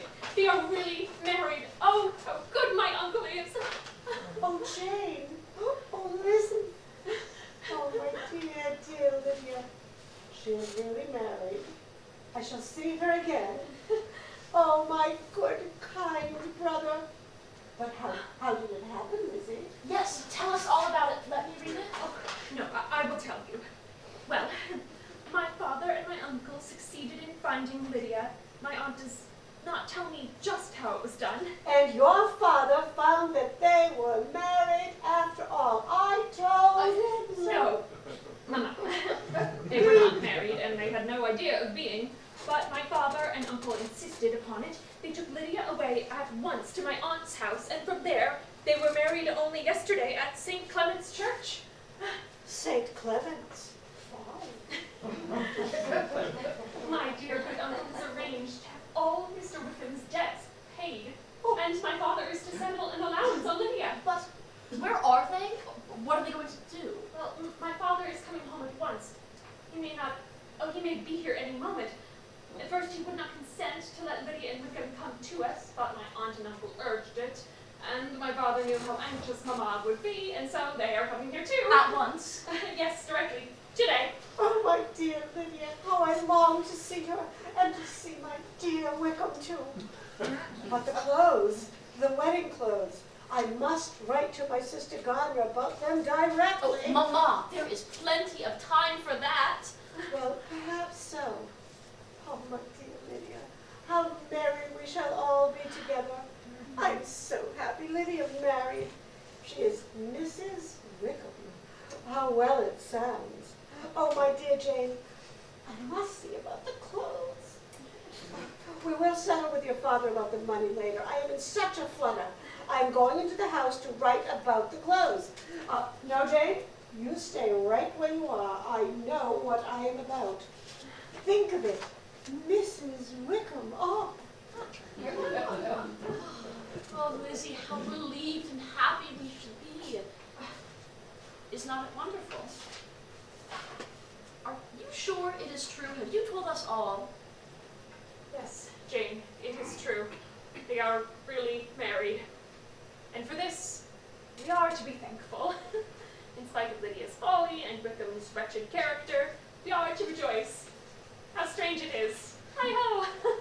May not I read the letter, Lizzie? Later, perhaps.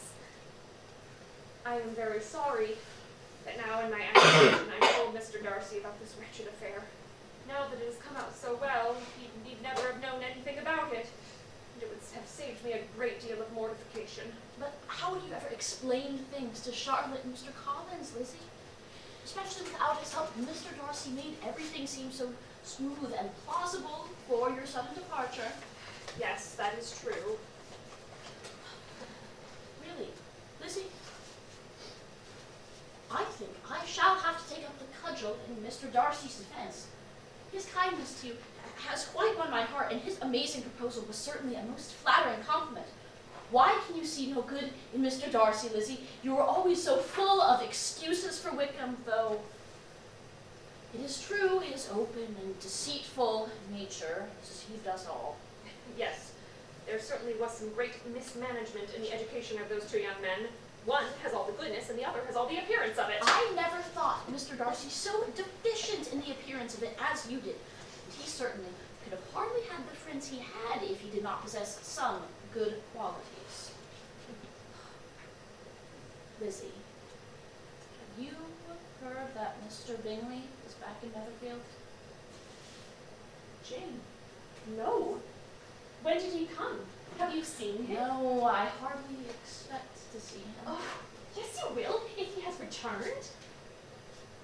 Oh, I understand. Oh, my darling Jane, you are going to be very happy. Lizzie, dear, don't. Don't. That is all over now, and besides, I don't want to be happy unless you can be happy too. 40 Mr. Bingleys wouldn't make me happy. Till I have your disposition, I can never have happiness.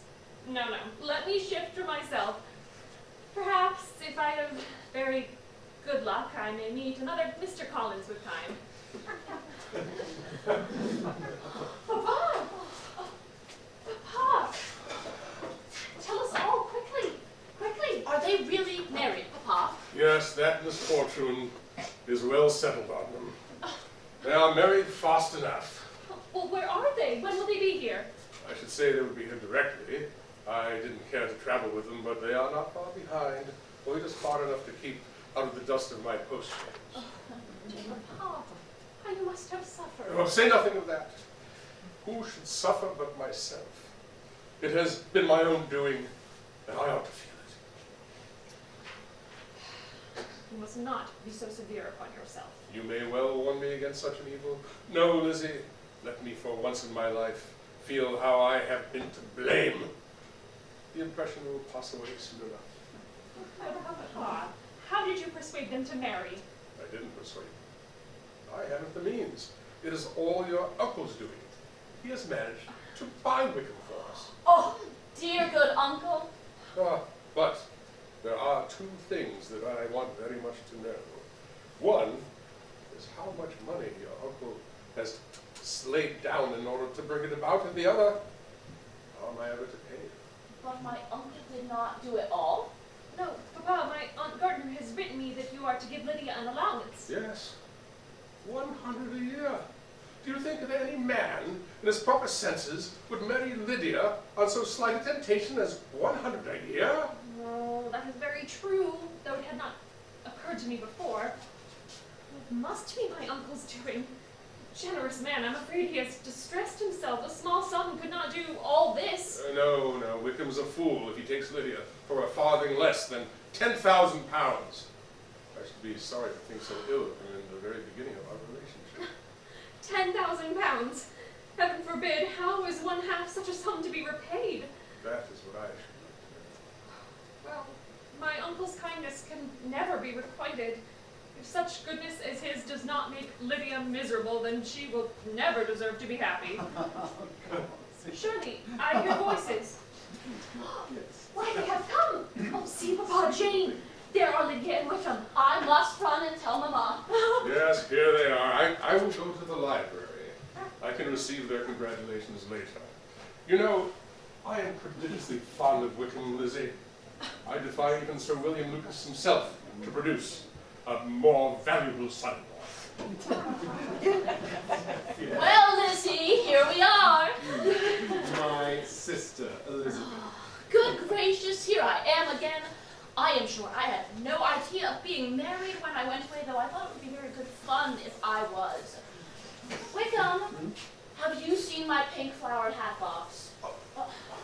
No, it isn't here. Oh, my dear Wickham, do go fetch it. You know, just the box with the white band that you bought me. I wouldn't lose it for the world. Now go! Certainly, my dear. You see how eagerly I embrace my new opportunities. Oh, I am dying to give you an account of my wedding. I think there cannot be too little said on the subject. Well, you are so strange anyway. I want to tell you. Well, there was such a fuss. My aunt was preaching and talking away all the time I was dressing, and I didn't hear one word in 10 of it at all. I was thinking of Wickham and his blue coat. Well, we got to church, and then my uncle gave us a fright after we got there because he was so late and he was going to give me away, you know. But then, if he hadn't come, then Mr. Darcy might have done it. Mr. Darcy? Yes. Darcy was there. He came along with Wickham. But, gracious me, I quite forgot. I ought not to have said anything. I promised him his faithfully. What will Wickham say? He will be so glad. Well, if it was to be a secret, Lydia, say not another word. We shall ask you no questions. Thank you. For if you did, I should certainly tell you all, and then Wickham would be angry. Oh, there lies Oh, my dear Wickham.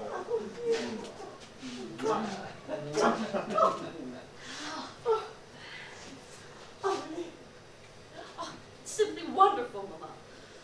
I'm so glad to see you. Aren't you glad to see us?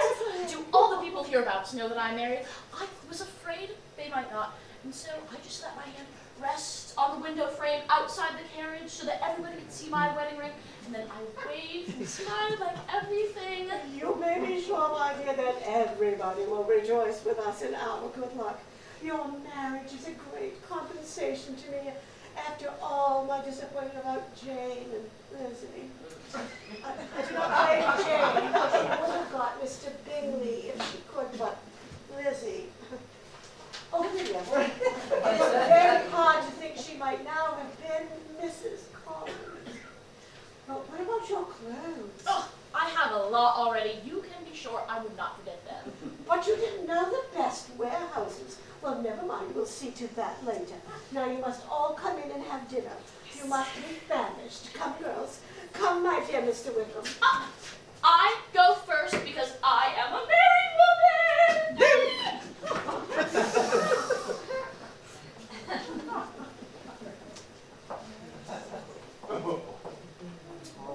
Miss Elizabeth Bennet. Insufferable impudence. Conceited little minx. She shall have a piece of my mind. Miss Bennet, you can be at no loss to understand the reason of my journey hither. Your own heart, your own conscience must tell you why I come.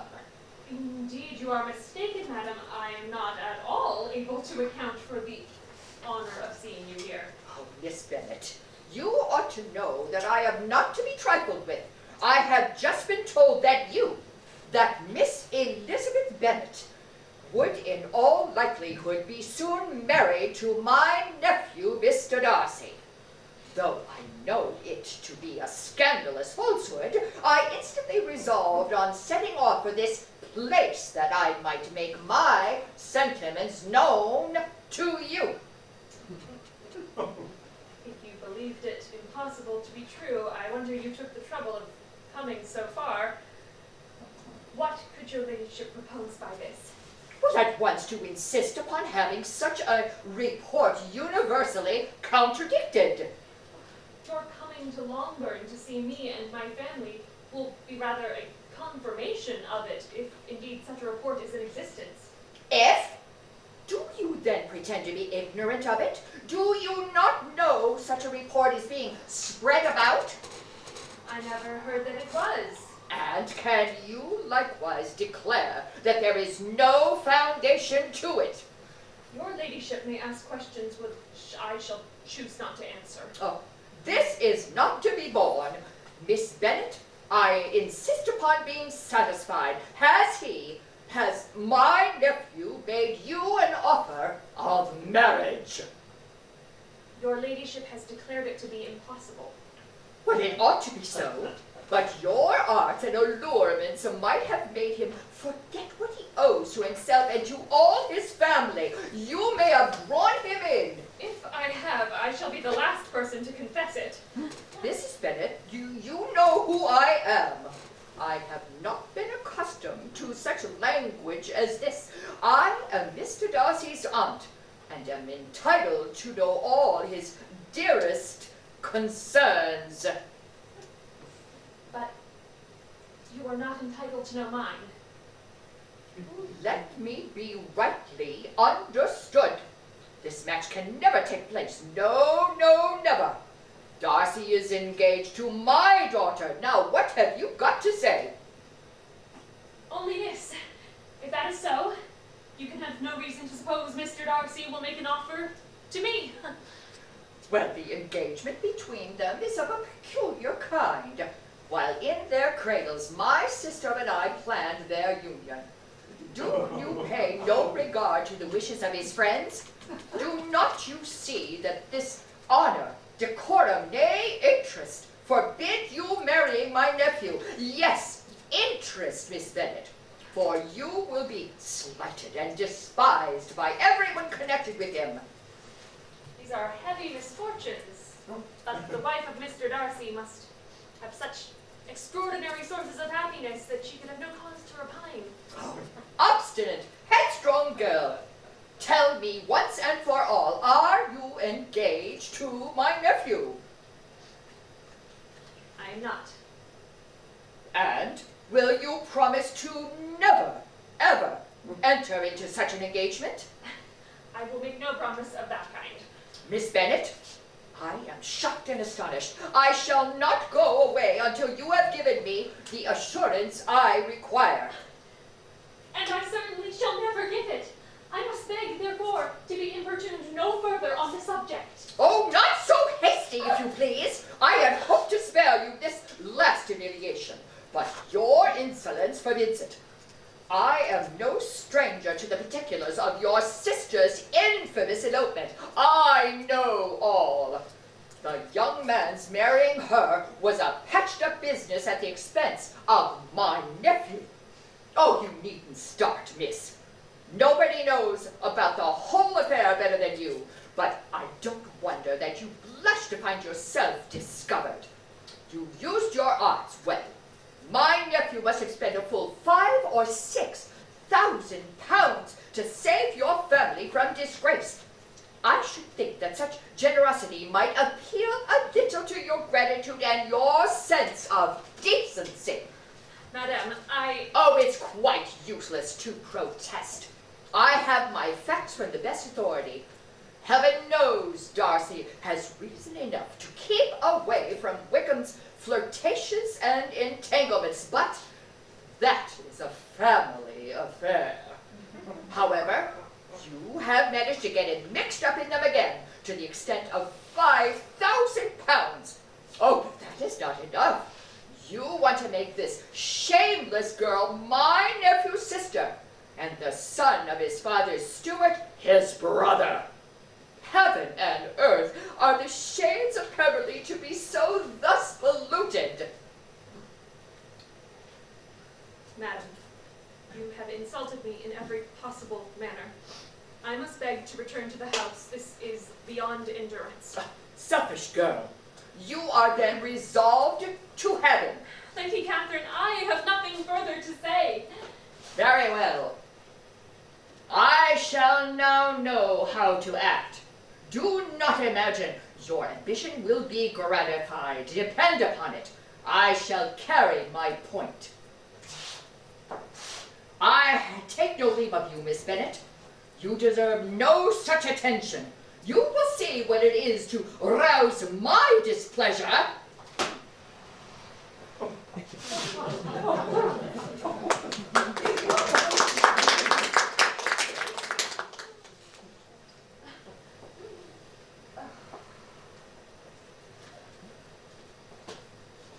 Can it be possible?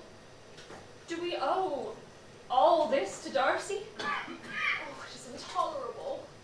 Lizzie? Lizzie? Lizzie, dear, what is it? Is there any new trouble? Oh, Jane, yes, there was no end of trouble. Lady Catherine has been here. Lady Catherine. Yes, and she says, oh, Jane. Tell me, Lizzie. Oh, she says it was Darcy who paid all the money to Wickham. It was Darcy saved us, and she says I persuaded him. I ensnared him, and she has insulted me. My dear Lizzie, there must be some mistake. It was my good uncle. No, Jane, it must be true. I can put things together now. My aunt's hints in the letter, I did not want to read it to you. And then what Lydia let fall in her fear of Wickham's anger. Well, dear, even so, Mr. Darcy's motive is clear enough. And that should give you no pain. You are mistaken. I know his motive. He feels that he is responsible because he was silent about Wickham's true character. He told me that all this would never have happened if he had done his duty. And now he will despise us. He will never wish to see us again as long as he lives. Miss Bennet, I am so happy to see you again. Miss Elizabeth, it's good indeed to be back once more at Longbourn. Miss Bennet, believe me, I should not have followed my friend. I only expected to ride with him to the lodge, but I met my aunt coming away from here, and from something she had said, I feared, I imagined she might have offended, distressed you. Miss Bennet is going to show me the hermitage. I shall be back directly.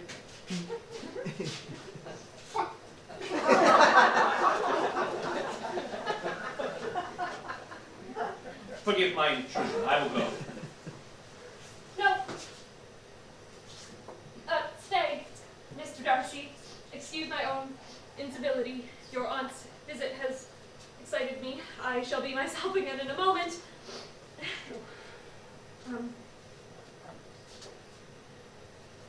Mr. Darcy, your aunt has told me of our overwhelming obligation to you. You must let me thank you for for your unexampled kindness to my poor sister. Damn! I beg your pardon. I beg your pardon, Miss Bennet. What right has my aunt to meddle in my affairs? How dare she give you such distress? It's far better that we know the truth, Mr. Darcy. For my part, I can never express to you our obligation. Oh, Miss Bennet, I beg of you. The obligation was entirely my own. I only did what was my plain, decent duty. You remember, I told you. If I had spoken, none of this could have ever happened. Yes, I remember, but you exaggerated your responsibility. Well, of course, my father will see to you about your loan to us. I would not have Lady Catherine... I will settle matters with Lady Catherine! Have no fears on that score. Miss Bennet, she shall be set right, I assure you. Thank you. And for all your trouble and your kindness, my family can never repay you. Your family owes me nothing. If I had any thought beyond my duty, it was a thought of you. Pardon me. Perhaps I ought not say this, but I owe you a great deal, Miss Bennet. More than you can know. And I want you to understand me better. I really am not the pretentious prig I must have seemed to you. I wish you could forgive me my abominable pride. I will, on one condition, Yes. that you forget my unwarrantable prejudice. Miss Bennet, I really think, after all, I shall have to be grateful to my aunt. She has done us an enormous service. Well, Lady Catherine loves to be useful.